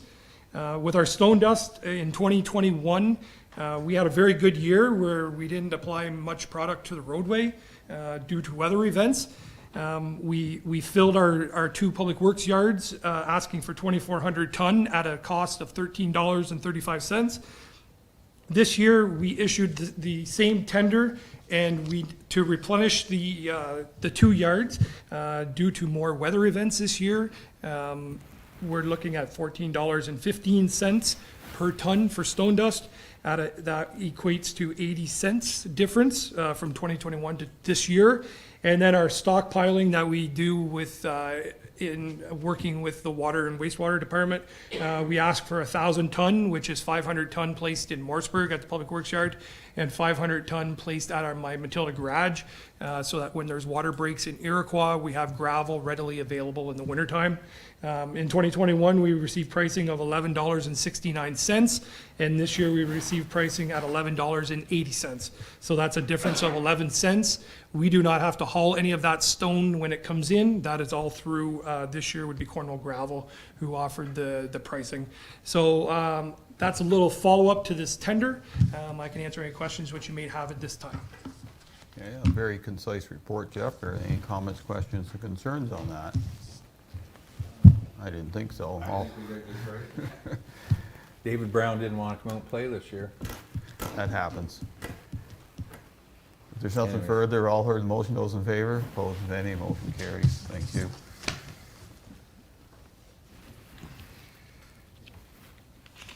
Bylaws. First one is the 2022-72, dedicate Elst Avenue as a public highway. Moved by Councillor Wells, seconded by Deputy Mayor Gardner, that bylaw number 2022-72, being a bylaw to dedicate part of Lot 33, Concession 1, being Part 27 RP 8R 2678, former Township of Williamsburg, east end of Elst Avenue for highway purposes, be read and passed in open council, signed and sealed. Peter? Thank you, Mayor. So this is to open up for legal access the Dutch Meadows subdivision. So the rest of the roads, because they're in a plan of subdivision, they're already automatically public highway. But this piece outlined in red, it's basically property. So the homeowners don't have legal access until council passes a bylaw to dedicate this as public highway. This doesn't affect construction or maintenance and everything. That's covered through the subdivision agreement. So this bylaw is for legal access purposes. Okay, just a question to staff. Were there any issues with the neighboring properties that have already encroached on our right-of-way, or everything was good there? Nothing that I've seen come through. Okay. My understanding it was tight. Any comments, questions, concerns, Council Wells? Well, just about a few complaints about, not the street, it was just the ditching and that what was there. Anyways, one homeowner there just reached out to say about the water and that, which has nothing to do with us making this a highway, but just something for staff maybe to make sure the drainage and everything going across there is everything's good, which I'm sure it is probably. Go ahead. Justin Moran is doing continuous updates on that and reviewing it just to see where the water's flowing, and if we need to do a little bit of work, he'll go through that process. Okay, sounds good. Okay. Any other further comments, questions, concerns? We didn't have any comments on the slopes and the ditching. That'll be our problem anyway, but Yeah. I know the slopes are a little bit more pronounced because we didn't cut off a large shrub, a hedge that was on our property, or other issues. Yep. Okay. Yep. Just one more comment. Who came up with the name? That was the Dutch Meadows? Yes. Okay. Good old Dutch name that I never Well, heard of. How's that? I was gonna say that, but I wasn't quite sure whether I should, but anyways, I knew that, and that's why I just wanted to see. Maybe it was municipality that came up with it. Well, I know there's like Van Delst and other like that, but Elst on its own is I'll have to ask the Swanks where they got that one. I'm sure there's somewhere in their Well, history that, for because sure a lot of the names are Dutch, and that's the way they want to do it, and that's okay. That's fine. They're the subdivider, so. If there's nothing further, all heard the motion, those in favor, opposed if any, motion carries. Thank you, Peter.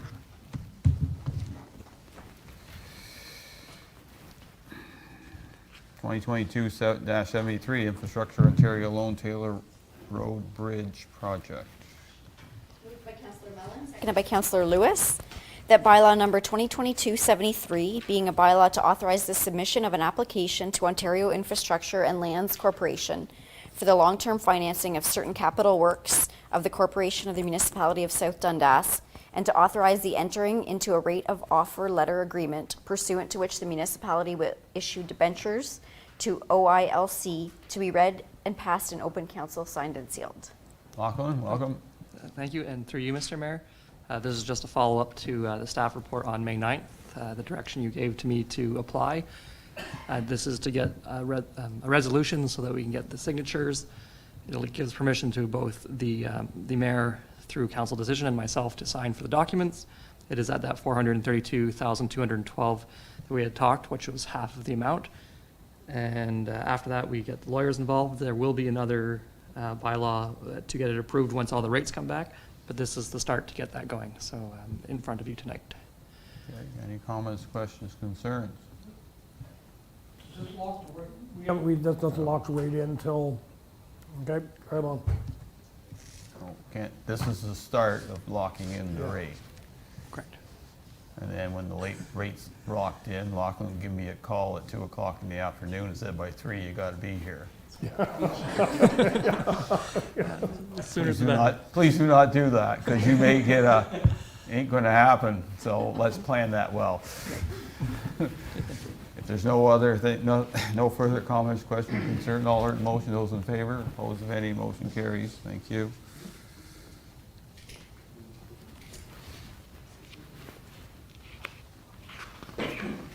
Roadside mowing contract, 2022-74. Moved by Deputy Mayor Gardner, seconded by Councillor Mellon, that bylaw number 2022-74, being a bylaw to authorize execution of a contract agreement for roadside grass cutting, be read and passed in open council, signed and sealed. Jeff? Thank you, Mayor and Council. So this is just to formalize the agreement between us, the municipality and Superior Group for our roadside grass cutting. I did speak with the owner about the once presented 3 years down to 1, and he was okay with that. So anyways, this is the signed copy of the contract to proceed, and they have started mowing. Last week was their first week mowing our roadsides. I can answer any questions which you may have at this time. Okay, any comments, questions, concerns from any member of council? Council Wells? Just, are you happy with your roadside? I'm happy. He sends, sorry, through you, Mr. Mayor. He sends me an invoice every Friday and a map of what he's done. And when I received it, he had all the roads east of Beckstead done right to our neighboring border of South Dundas, right up to the Grantley Road. So, yeah, he's learning. He's got a new operator on it, so I'm going to give him the benefit of the doubt that he needs to learn the tractor and as much as I need to learn him. So it's going well, and I'm going to follow up with him tomorrow. As long as they keep doing the kilometers they should, because you and I talked about this, and so other than that, I'm good with everything else. Okay, he didn't get lost in Whippoorwill Lane then. He did not. He knew where to turn around. Yeah. Okay, just making sure. Okay, anything further? Go ahead, Councilor Mellon. Is our mower running? Our mower is back up and running. We broke the top linkage arm on our 3-point hitch, so it's back out on the road today. It started last week, and we just waited for parts, so it's back mowing today. Off the tractor or the new mower? The tractor, the little small shaft that's about this long with cast iron ball that operates off the back of the transmission. The casing split open, and we lost the motor on the side of the road. But anyways, we're back up and going, and we're mowing. So, Anything further? No. Is that thing heavy enough? What was that burning? we had a pretty heavy mower the year before. It was bulletproof, so we had a little bit more weight on it just to get it through the season. So, No. Get it Anything mowing. further? Seeing none, all in motion, those in favor, opposed if any, motion carried.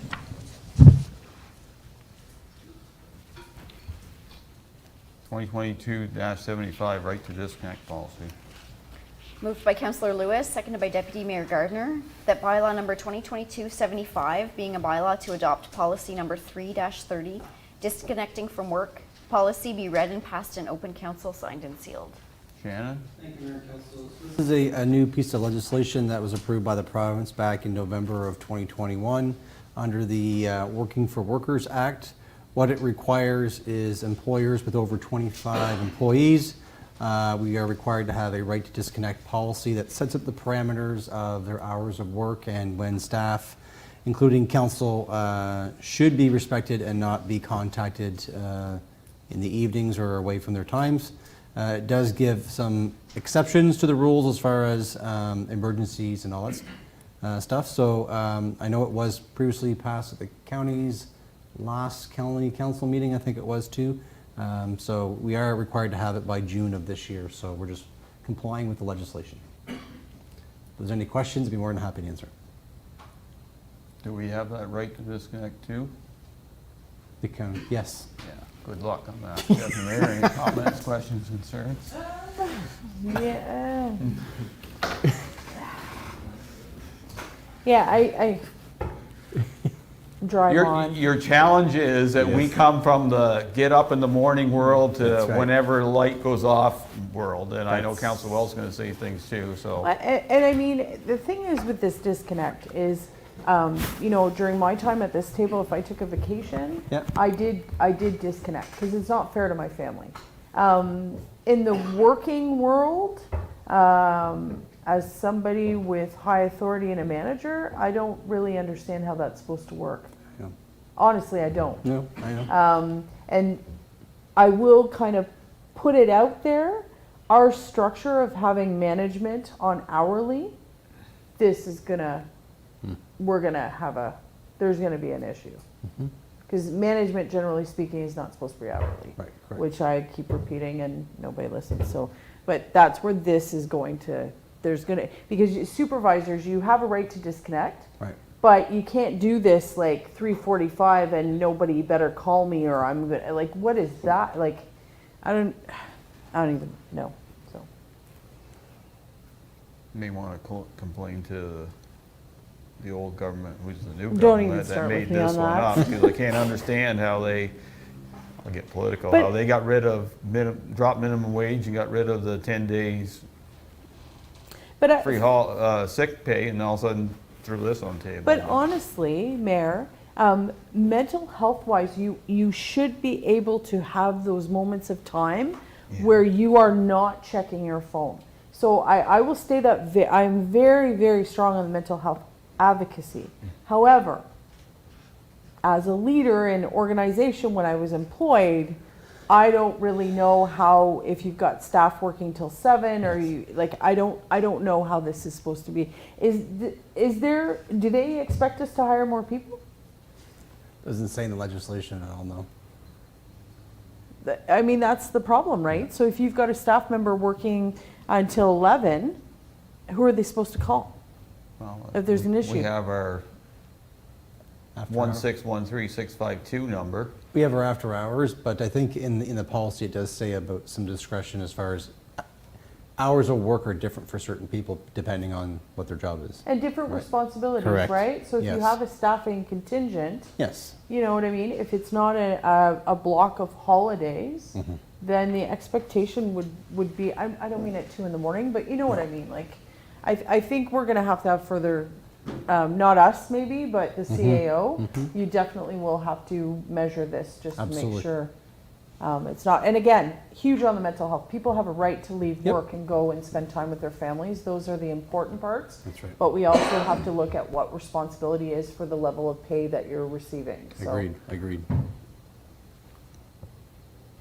Council Mel, I've disconnected. Council Wells. Well, I don't know what to say, really. It's handed down to us.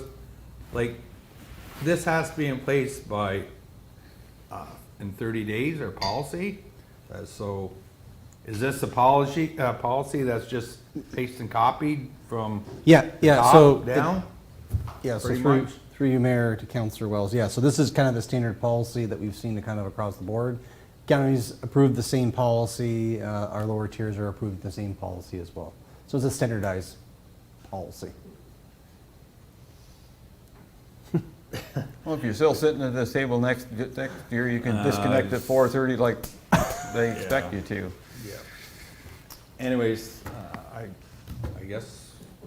You'll have to adjust like the rest of us. Just, yes, because I could go on and I don't want to be here till 10 o'clock, so it is what it is. Okay, all heard the motion, those in favor? Opposed, if any, motion carries. Can I get through the consent agenda, and then I was gonna do that anyway. That's the 2-second one. Consent agenda, please. Moved by Councillor Lewis, seconded by Councillor Wells, that all items listed under general consent section of the agenda be adopted as presented. This evening, we have an update on our fleet repairs, which are getting seriously close to our budget. Key information reported on the Seaway Surge shed request, Riverside flooring update and funding.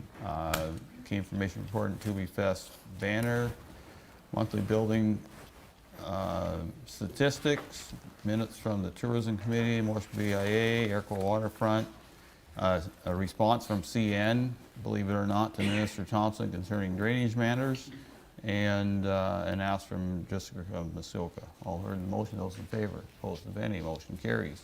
Yep, 10-minute break, please.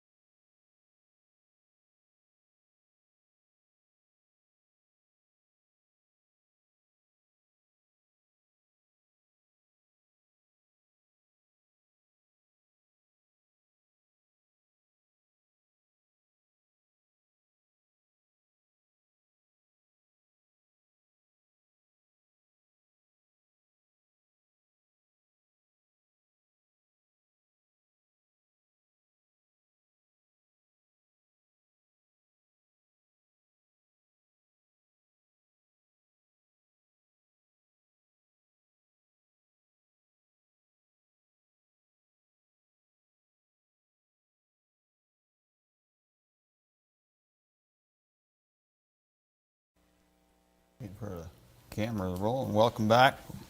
We're on to boards, committees, discussion items. There was no county council meeting. Next one's next week, cemetery board.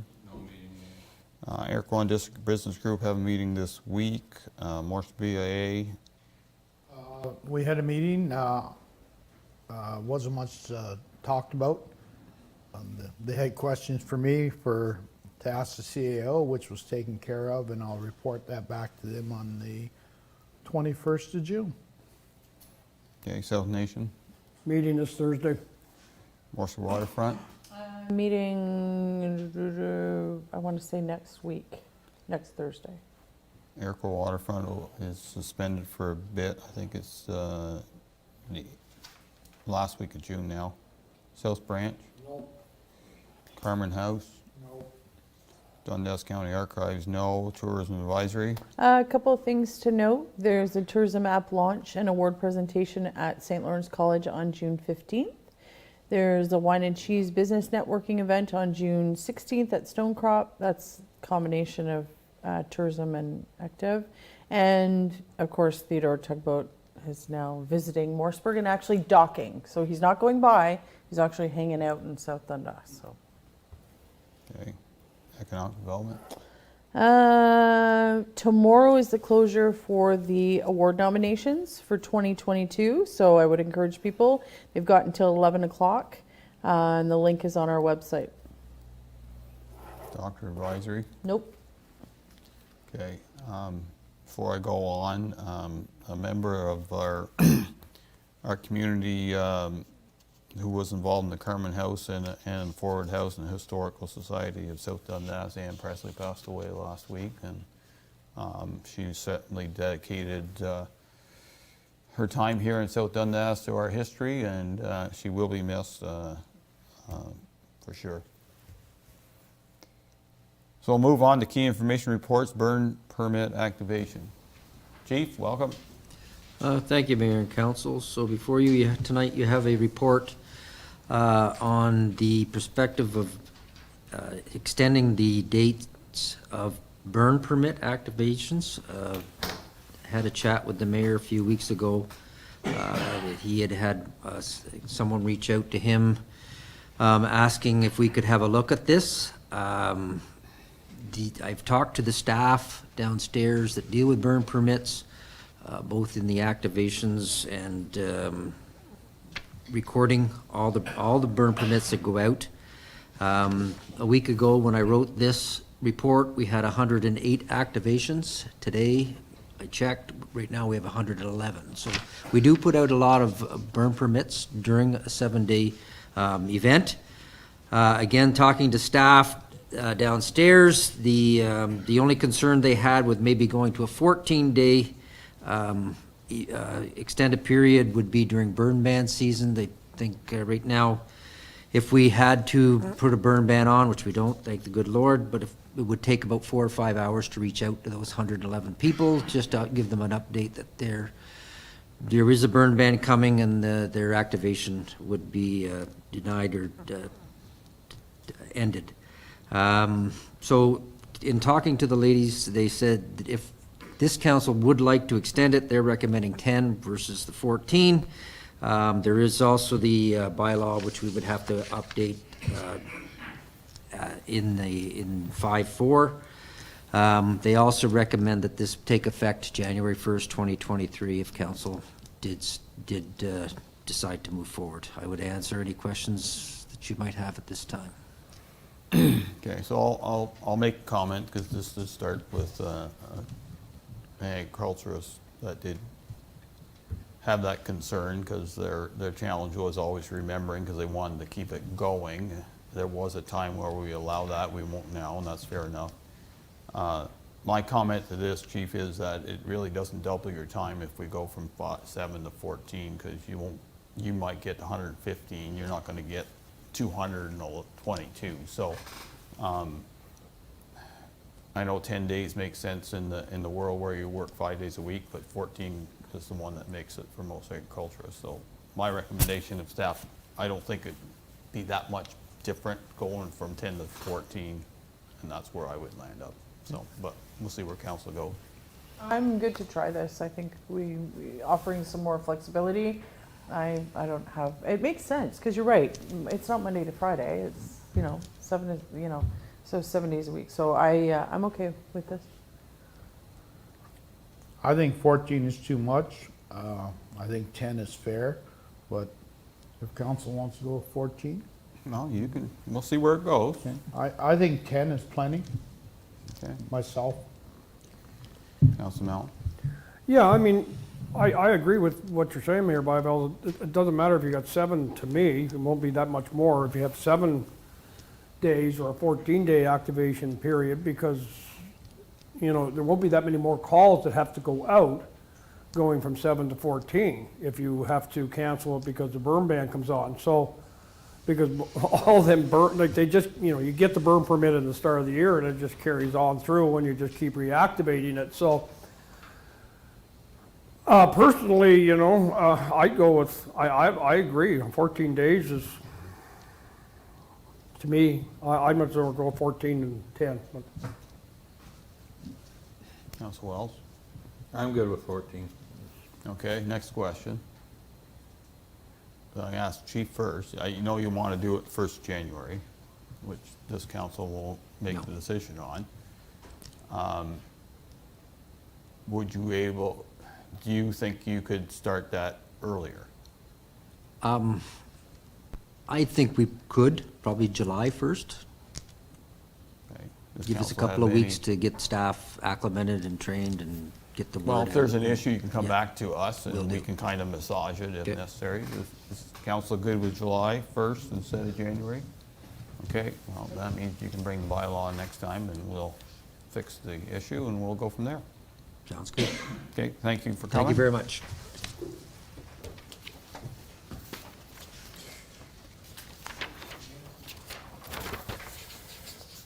Key information report and review of council remuneration. This should be a good discussion.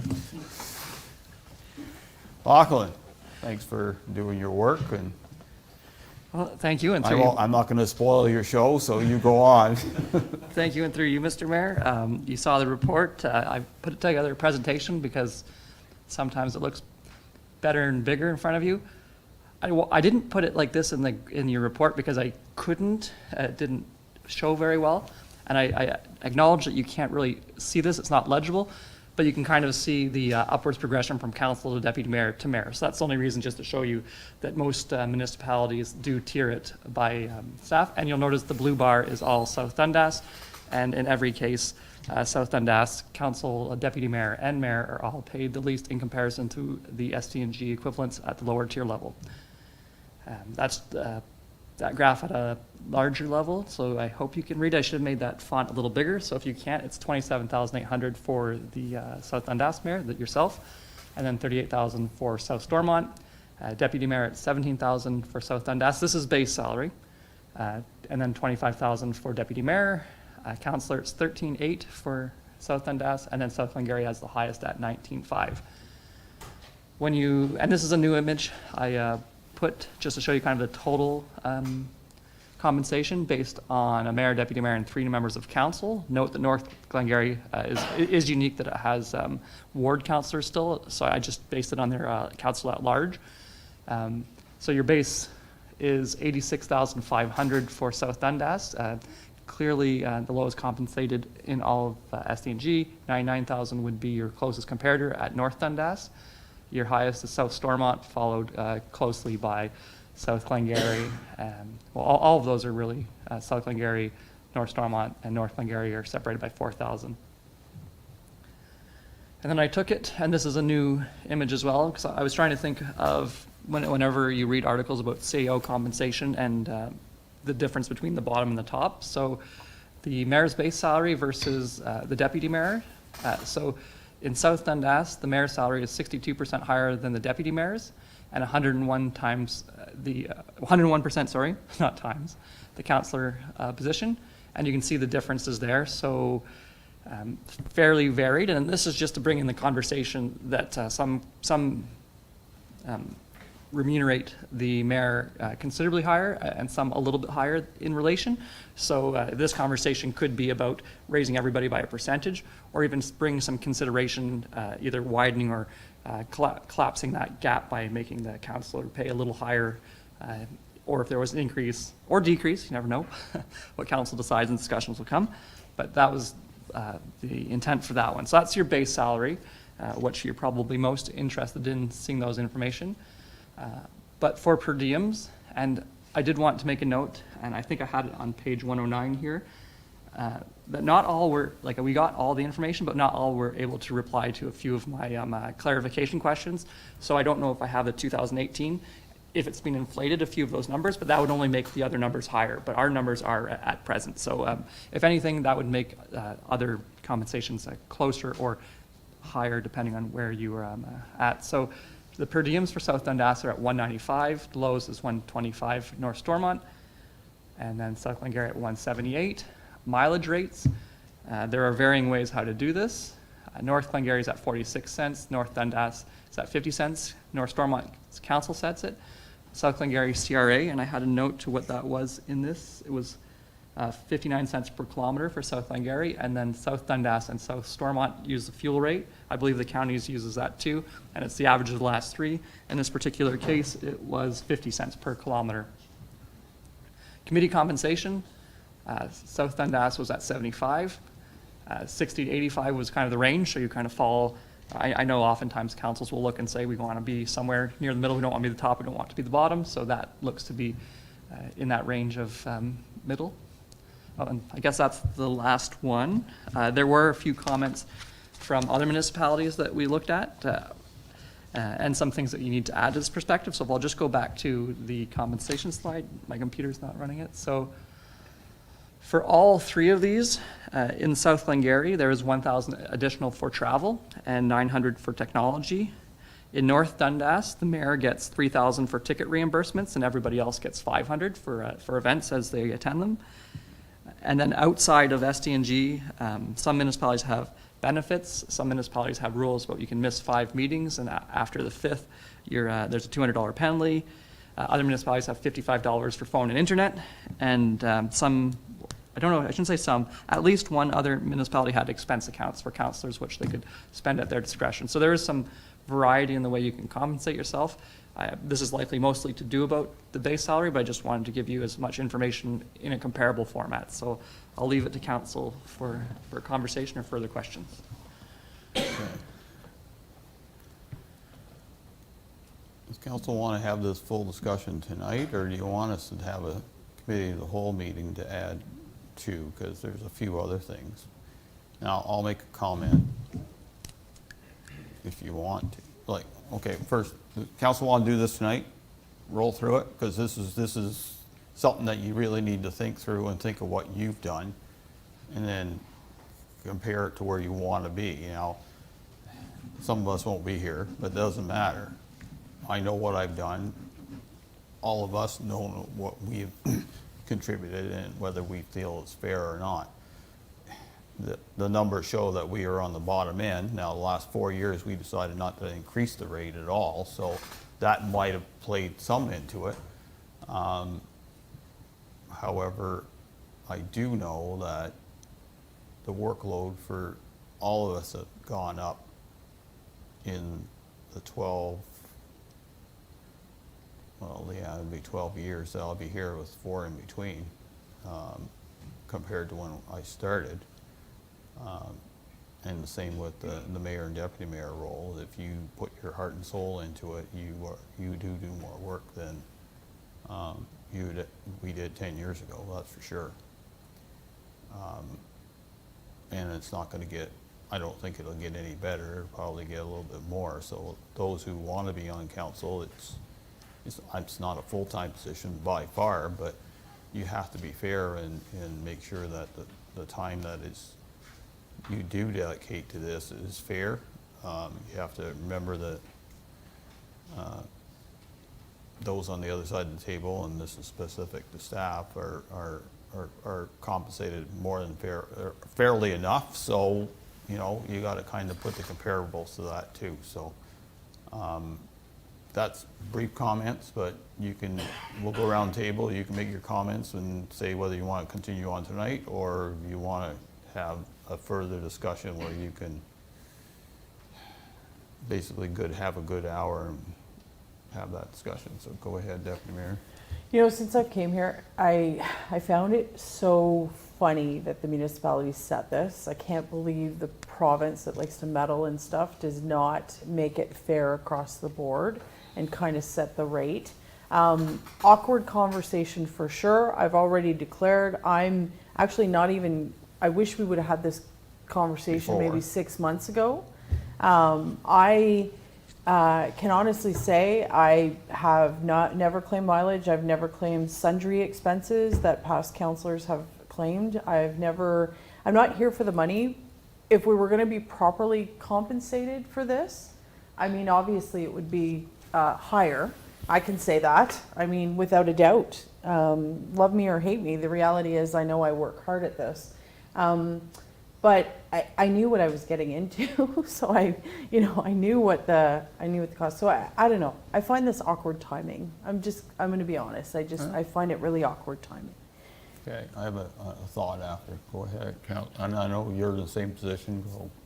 Yes, I've already handed my papers in, but I also want to say that 4 years ago, whenever we got nominated, I made the statement that I was not here for the money, I was here for the people. After looking at this, you know, does it hurt to be low man on the totem pole? I don't think so. It's the love of the game. I like speaking for the people, and I hope they realize that. I most likely put more hours in than what I should, but what am I going to do? I'm retired. I love what I do. I love talking to people. I go out and see people every day. And would I want more money? Most likely not.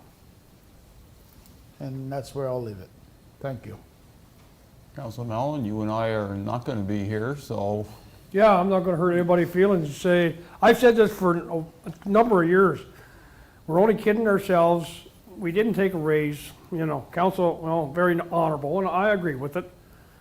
But we're shortchanging in the sense that we're not compensating enough for what the job entails. So if somebody is out there and sort of borderline wanting to run, you're not in it for the money, there's no doubt about that, but they have to be compensated to the point that they're gonna want to say, okay, well, hey, I can juggle my social life, my work life, my family life around, whatever, and, obviously you're not gonna be able to, pay the city salaries, but I think we need to, I think this needs to be brought up a little bit because I know what it's like in the last 12 years and the amount of workload that's went on and the increase in the workload, and you want to attract the best possible candidates, the best possible people for the job, and I mean, unless you're somewhat, independently, financially secure enough that you can, sort of do this, I think we need to up the ante a little bit on this for future members of council. Councilor Wells. I didn't join this for the money either. Myself, I think we should, I don't really have any comments on it. I'm happy with what I'm getting, even though these numbers show we're at the bottom, which I didn't even know till tonight what everyone else got paid because I didn't care. So leaving at that, I think it's something we should have like a committee of whole meeting or include it in one, because it'd be a little more discussion about like future council and stuff like that. Because like prices aren't going to affect me either. So anyways, we're good. Okay. So I sat here and did some figuring, because I'm like Lachlan, numbers roll through the head, but maybe not right or wrong. So the $75 per committee meeting is, I still think, reasonable for us. We're in the middle. The counselor per diems for a full day, that's based on, ours are based on what the county gives, and we've done that for years, and it seems high, but if you're here all day, by the time you get to 3 o'clock, that 195 looks pretty small. I added 10% to every one of the numbers, and it brings the mayor in the middle, it brings the deputy mayor in the middle, it doesn't really bring councilors up a lot. If you wanted to be lazy, you can just do that and just raise them all 10% for the next council, and if they want to do more, then let them do more. But I think doing nothing, I don't think these are the right numbers. I know for a fact that between myself and the deputy mayor, the hours that we put into working along with staff have probably been higher than what any mayor in South Dundas has in the past. That was, real work. No disrespect to you councilors, but, it's the stuff that they say, it all flows to the top, doesn't go to the bottom anymore. So now I know there's some perks that other municipalities have thrown on, and to be honest, with COVID, it didn't certainly cost me as much because there wasn't as many events.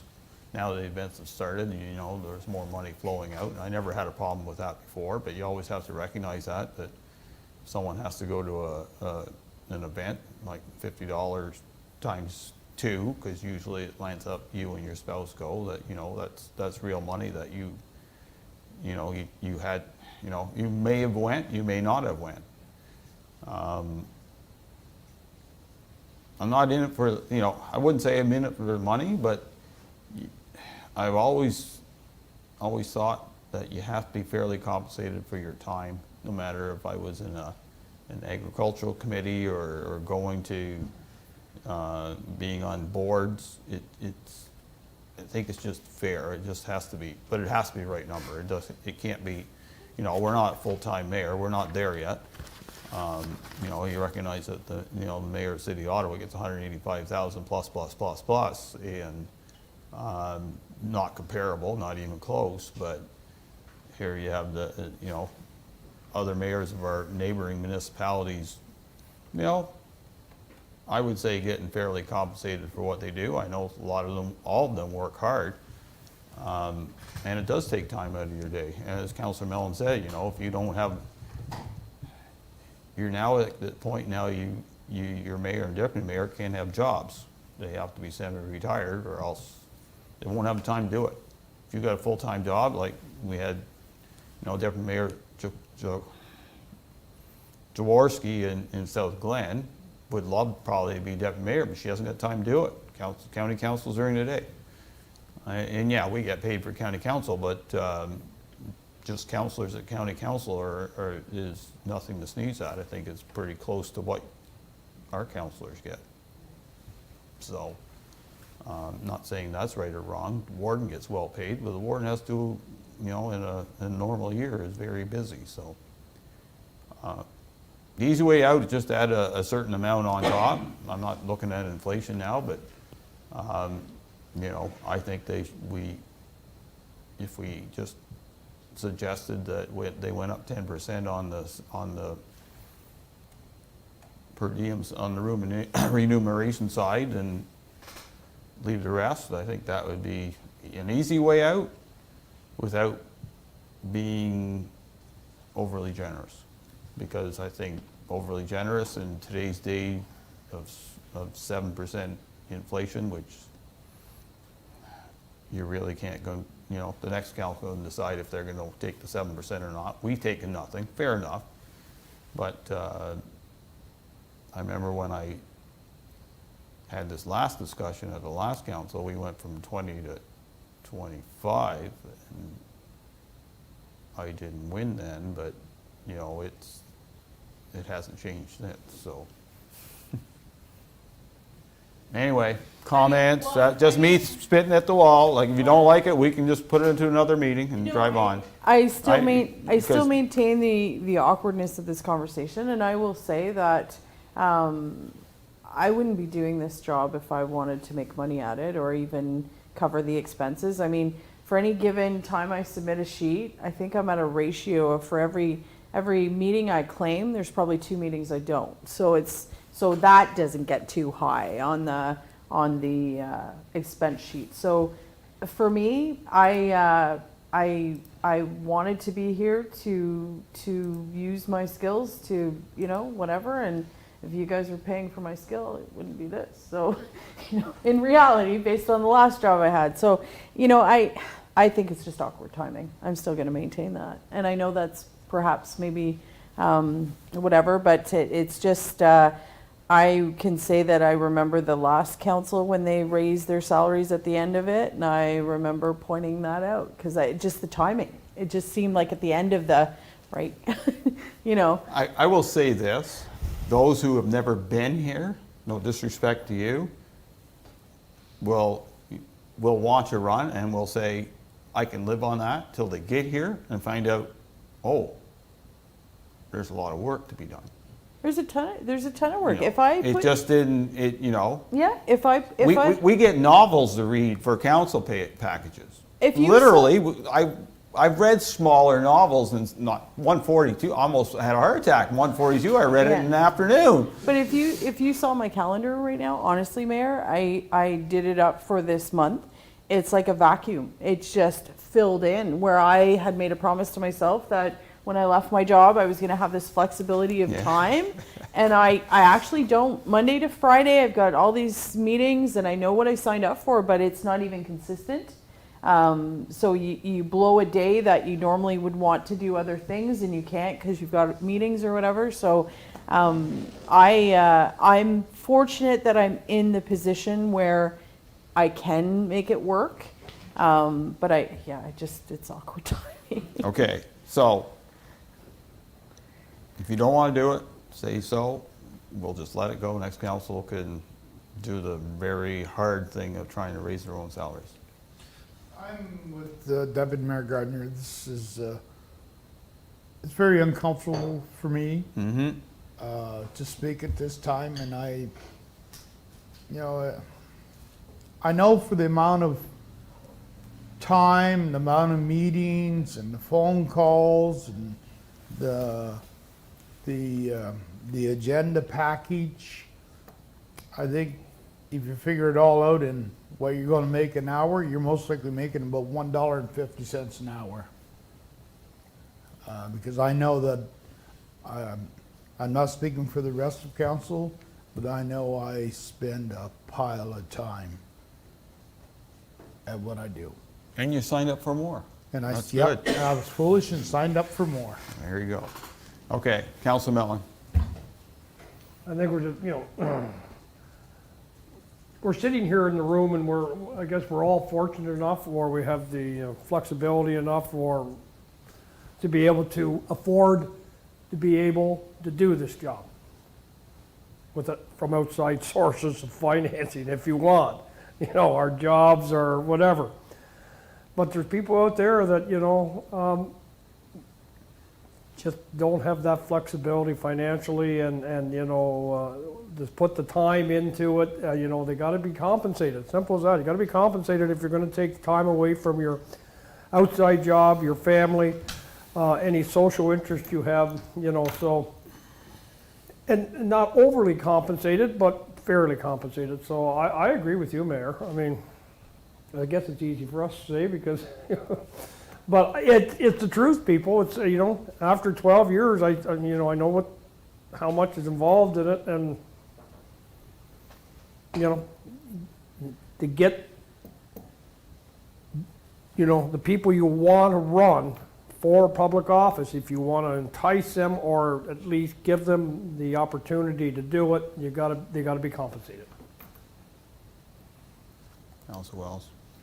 I'm saying what I did before. I'm good to leave it where it is, and like this, something should have been, I thought, myself, not near the end, not that it matters to me now, but something like that should be done like a while back, like we talked about raising our, I think our hourly rate at the time there, if we had extra hours or stuff, like maybe that was the time to do it, but Yeah. I'm for right now, like, I'm good just to leave it the way it is. Okay, then we'll leave it the way it is. So skin off me. Okay. Thanks, Lachlan.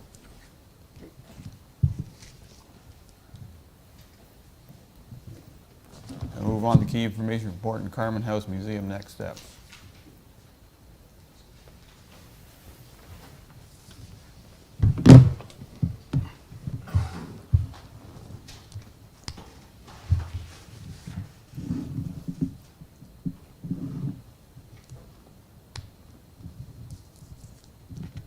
Go ahead, I'm looking for my page. Oh, no worries. There is 133. one.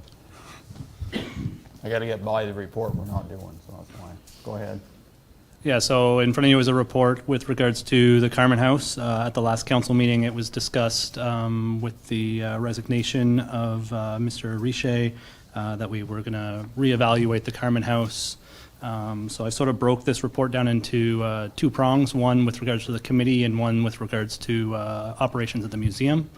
So with regards to the museum, I'm sort of recommending that we look to, and obviously condolences to the Presley family, obviously with the numbers at the Carmen House Committee, that we look to rebuild that committee use the rest of this year to rebuild the committee, and then have the committee in place later this year so that way they can advise staff for the 2023 season. I'd look for council's approval to disband the committee that's currently there, have staff update the terms of reference and bring that back at the next council meeting for council's approval. And then once we have new terms of reference set out for the Carmen House Committee, we advertise on our website and in the community looking for either current members or new members to join the committee. So that would be the first step with regards to the committee itself. And the second one would be with regards to the operation for this year. There was some discussion at the last council meeting looking to try and get the museum operational for at least a couple days this summer. So there's a couple of parts to this. CAO Garrity and I met with the Chamber of Commerce, who were very open to the idea of a partnership there. They do have 3 students starting. They have 1 student now, and they got 2 more students starting shortly. And they have offered to allow the municipality to utilize those students. We proposed a 10 to 5 on Saturday and Sunday. We'll work to get a contract in place with them for use of their students on our properties. So we'd look to council to give CEO Garrity and I the ability to execute that contract, obviously with time being a factor. The other factor comes in, there's 2 more factors that come in. One is there's no one on staff that really has the historical background to be able to operate a museum. We don't have a curator or anything like that. This is a service that was generally provided by the committee. So we had some discussions with the archivist in the county archivist, and between her student and herself, they feel like they have a bit of time available to support staff in getting the museum ready, getting everything set up. Her student that's working for her this summer, she actually used to be a Carmen House student, so it's a nice relationship to build there. And then the third one is just some additional staff time, utilizing the recreation coordinator, getting a few additional hours in there, as obviously managing and maintaining the museum this summer will put a little bit more work on staff's plate, which obviously just requires a bit more time to complete. It would be a little bit flexible. I think the next 3 or 4 weeks are going to be busy when we only got 2 or 3 weeks in, as we outlined, to try and get it going. But come the end of August, there probably won't be much additional staff time required, because at that point we'd gone through 6 weeks and it should be hopefully a well-oiled machine. So I'll put it back to council if they have any questions about the 2 items proposed in the report. Okay, Councilor Lewis, your committee, your thoughts? Well, you have one more person on that committee that's going to resign also. She's just waiting for bank statements, and then she told me that she would send me an email of her registration. So that leaves 3 on the committee. 4 counting me. I agree with you. I think that we should disband it, start over. I know a couple people that are quite interested, but I think it's up to them to come to the plate. I shouldn't have to speak for them. So I literally have to agree with almost everything that you've said. I do believe that we should have a student there, even if it's only on Saturday and Sunday. At least it's open 2 days a week. And I don't know where tourism is going this year with, you know, the price of fuel and the price of this, the price of that. But yeah, I think that's where we should start. And I think we should try to start a new committee. That's my opinion. Thanks for the report. I think it's great to do that partnership. Hopefully there's money somewhere to do like a tourism flag thing that they can kind of stand out when they're there on the weekend. I love the connection between our archivist and the museum. I think I'd like to see some time for that input to kind of develop. So I would not be in a rush to do the Carman House Committee this term of council. I think we should probably wait until the next term of council. I mean, we're at the end, right? It would be interesting though, we have an archivist on staff, we have the student, just kind of collect their thoughts to see what the potential would be. I mean, I feel we should reevaluate all committees, honestly. But I think at this point in time, disbanding the committee, then doing a new committee instead of just filling in the spaces sends the wrong message. I think if you're going to disband it, then you disband it with purpose and then renew in the new term of council. So those are my 2. Councilor Wells. Actually, I'm agreeing with you. I don't want to. Sounds like you never agree with her. I knew that was going to come out this way, but anyway. Yeah, utilize the students there for like at least the 2 days. I definitely, I don't want to see this committee dissolved. I think it's should be up to the next term, because we came in to this one with issues with the Carman House, and now you throw it out. So all the other people that's gonna, or whoever goes for council, are gonna have probably the same questions. Well, Carman House did this, you get rid of the committee and that. For me, I just sooner leave it up to the next council, and that way they'll have their say. Elections seem to get in the wrong thing sometimes. Councilor Mellon. Yeah, I mean, at least we're started, and I said that let's get the thing open, let's get some progress made, whether or not we need a new committee. If we've only got 3 left, I think we should start that ball rolling. I do believe we should use the archivist to, you know, get that input. But let's see where this summer gets it. Well, at least we got it open 2 days a week, and, you know, everything else, yeah, let's fire her up. Okay. I think in the end, you know, I agree with all the recommendations for the most part. I think the key will be that we have to recognize this as our museum. It's not a South Dundas museum, but it certainly is a historic part of the village of Iroquois that, you know, it has a good base. The old committee, along with Mr. Richer, did an excellent job of trying to make it period correct. In fact, if it wasn't period correct, it was corrected fairly quickly. However, at this point in time, to restart a committee doesn't make any logical sense. No disrespect to who's left on it now, but it's time to regenerate what's there. And there's an opportunity here to do so, and utilizing those students from the chamber along with our archivist and the student she has, and at least we'll have a good basis for the next council to start. So I'm good. Go ahead. So just want to clarify here, the direction that we're getting from council is that you guys wouldn't be looking for the terms of reference to come back until the next term of council?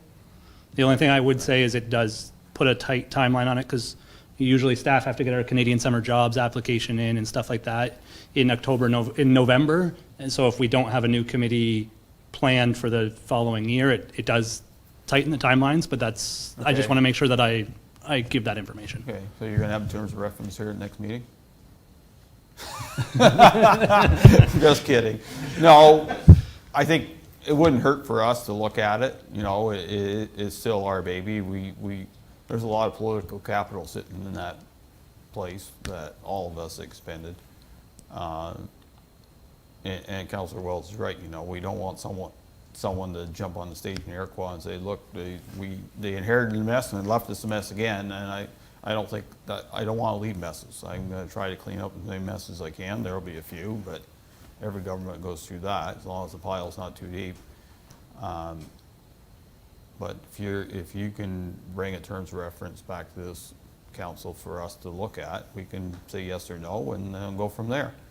I think that's fair. And as for executing a contract, I don't hear an objection here. Madam Clerk, how do you want to do that?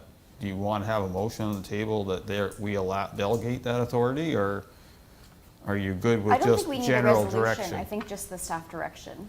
Okay, Yep. as long as you're good with that, then Yep. does council have any issue with them managing the chamber agreement? No. I think they'll, okay. I'm good with who's at the chamber now, so we're good. Anything else? No, just, I definitely want to thank the chamber for their partnership here. I know they were they were very enthusiastic about it. They're excited to be in Iroquois. So again, just want to thank the chamber for their partnership here. I appreciate that. Yes? Just something I will add, I did talk to Jim Cooper last week. They did have a board meeting, and they did bring this proposal to the whole board, and they were unanimously all approved of creating a partnership with the municipality, so. Okay, Yeah. we're good. I'm glad to hear that we're creating partnerships with the chamber again. Thank you, David. Key information report in Iroquois Matilda Lions Club waste disposal bin request. Jeff, you going to speak to that? I lost the flip. I get to speak to this. Thank you, Mayor and Council. So this report, or this KIR, was crafted between three staff members, predominantly our clerk Leslie Drennan, CAO Garrity, and myself. A letter was presented to the mayor and the deputy mayor in May of 2022 from the president of the Iroquois Matilda Lions Club, outlining the group's efforts with respect to roadside cleanup and requesting the installation of waste disposal bins at the 401 off-ramp. So through the report, I just want to outline the fact that the 401 is provincially owned. County Road 1 is owned by the counties, which neither of those roads affect us. So presently, what happens with roadside garbage collection is we do have community groups like the Lions Club that goes out and picks the garbage along the roadside. When they do that, they then notify either A, the counties, or B, myself, to say that a garbage collection was done, and then we go around and we pick it up. It happens throughout numerous roads, Church Road, County Road 8. Mr. Mayor, you're well aware. We have a group that goes and leaves bags at the corner. I get an email and we go pick them up. The problem here is that this is a 401 off-ramp. I travel a lot of the 401s, going to hockey tournaments and baseball tournaments. I just came home from Boston on the weekend, and I did not see a garbage can at any off-ramp coming off of a major highway anywhere. It's time-consuming. with limited staff with us, we just don't have the resources to go around and maintain these garbage cans. I think that something should be done, and I totally agree that litter is a concern, but it is publicized. There's signs all over the 401, do not litter, a fine associated with littering. Maybe a letter can be crafted and sent to the province about this concern. But right now, I would not recommend that council proceed with this request because it is a provincial problem with the 401 being an off-ramp. So I can answer any questions which you may have at this time for clarity. Okay, so as Jeff has mentioned, we did get a letter at the top end, and the letter is part of this. So I do agree with Jeff that the 401's an MTO responsibility. I think at one time they did put garbage bins there, and then probably predated the contracts that are in place now for highway maintenance, because they are a lot of work. Like, I mean, sending somebody out there every day, because they're gonna be full.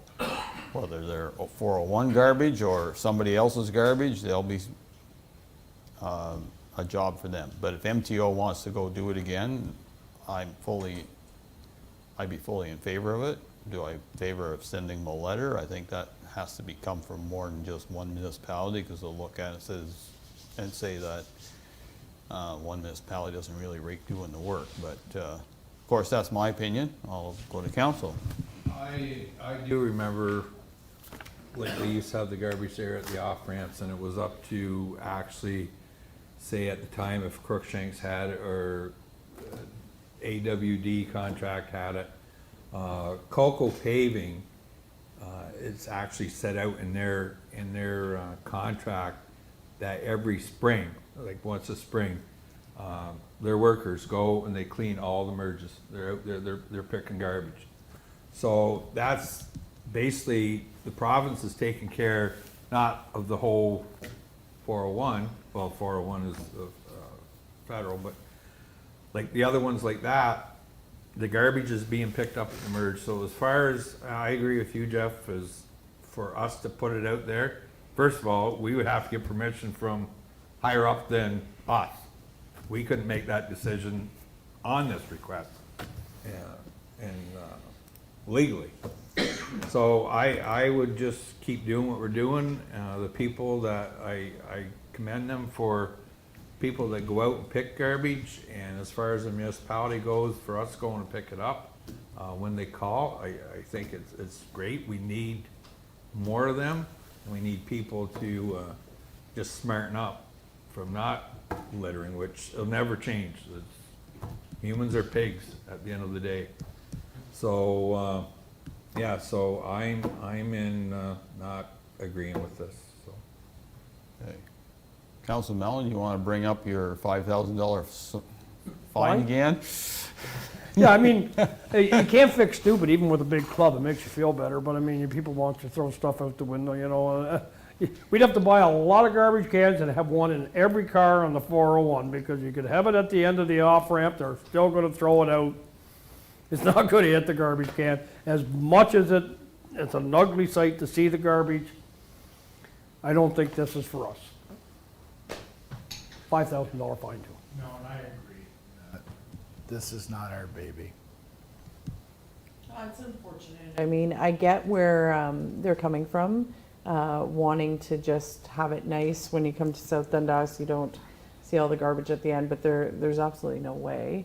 I mean, if we had control over that, I would go after the fast food restaurants like Tim Hortons and stuff that have removed their garbage cans completely from their drive-through areas and stuff like that. So in reality, I don't know, maybe you have more control over that than we would with this, but this is a provincial issue, so there's not much we can do.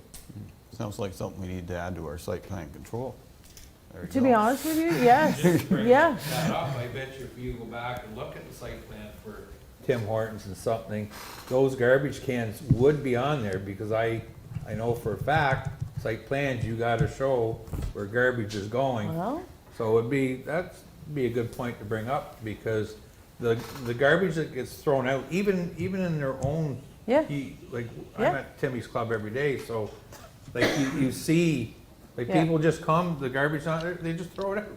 And So- they're on camera. So maybe we need to focus on what we do have control on, Mayor? Like, maybe that is something that, you know, because look it drives into. me nuts that you can't do that because, you know. Yeah, well, fair enough, I think it was noted.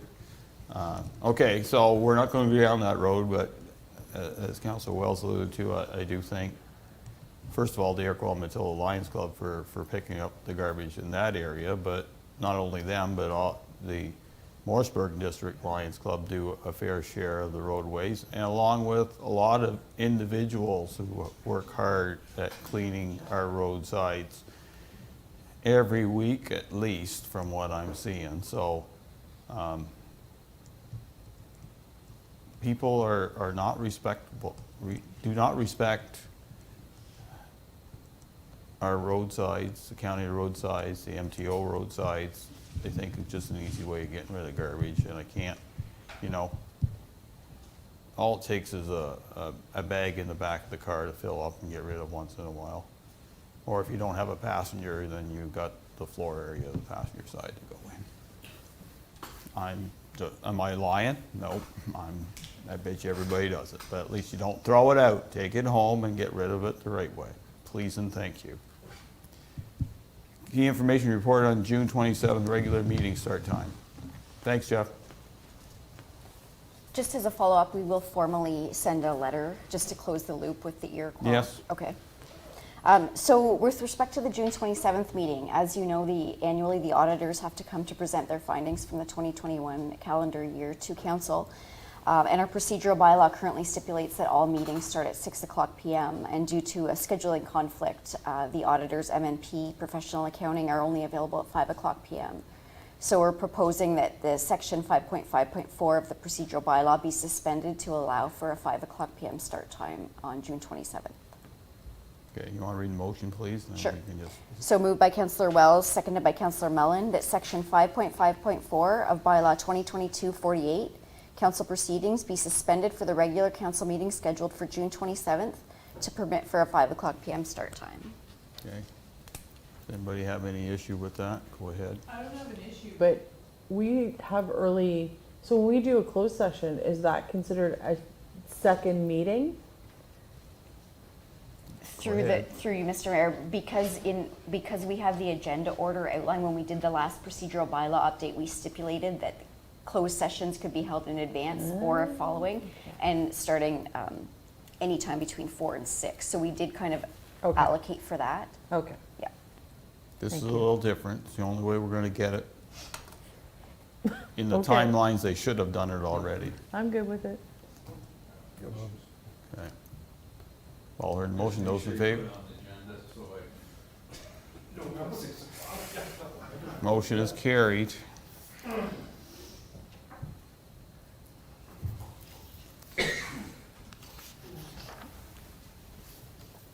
Okay. Morrisburg District Lions Club have this message in a bottle request. What is the formal request? Just, is there any more than just the?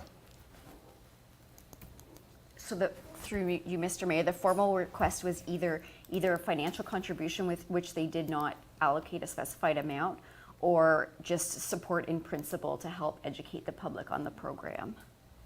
Okay. I know that the kits are out there because they're all over Morrisburg from what I see. Great idea. Where does council want to go with this?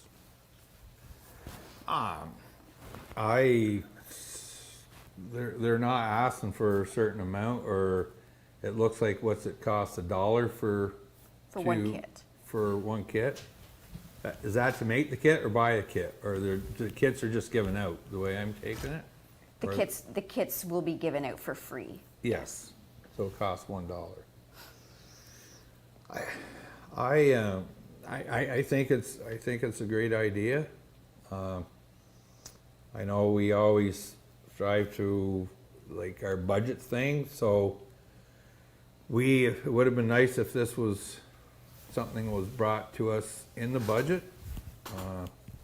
And personally myself, I've turned down things because of that.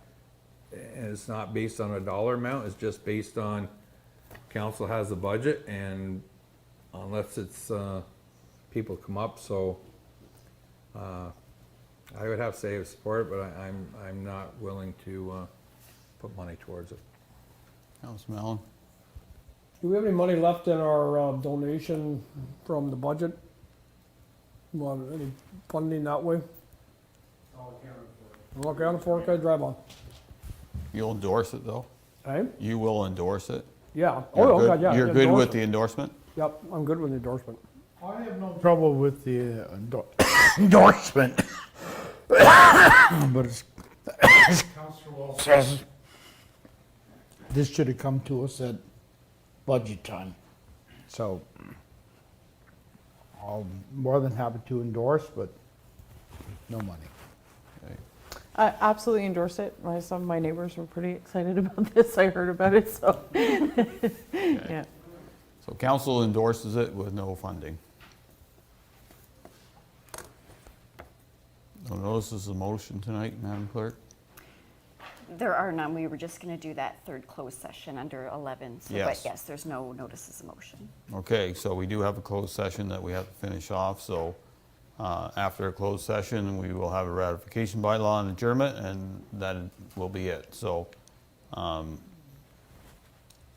before I ask Madam Clerk to read the closed session motion, I'll thank council so far for their work. Thank all staff for their input into the meeting, and thank the audience that were here, the audience that are still here, and the audience watching from afar. Thank you very much. Motion, please. Sure. Moved by Councillor Wells, seconded by Councillor Lewis, that council move into closed session pursuant to Section 239 2B of the Municipal Act. Personal matters about an identifiable individual, including municipal employees, more specifically related to provisions of an employment contract. All heard the motion. Those in favor? Opposed, if any? Motion carries. Thank you very much.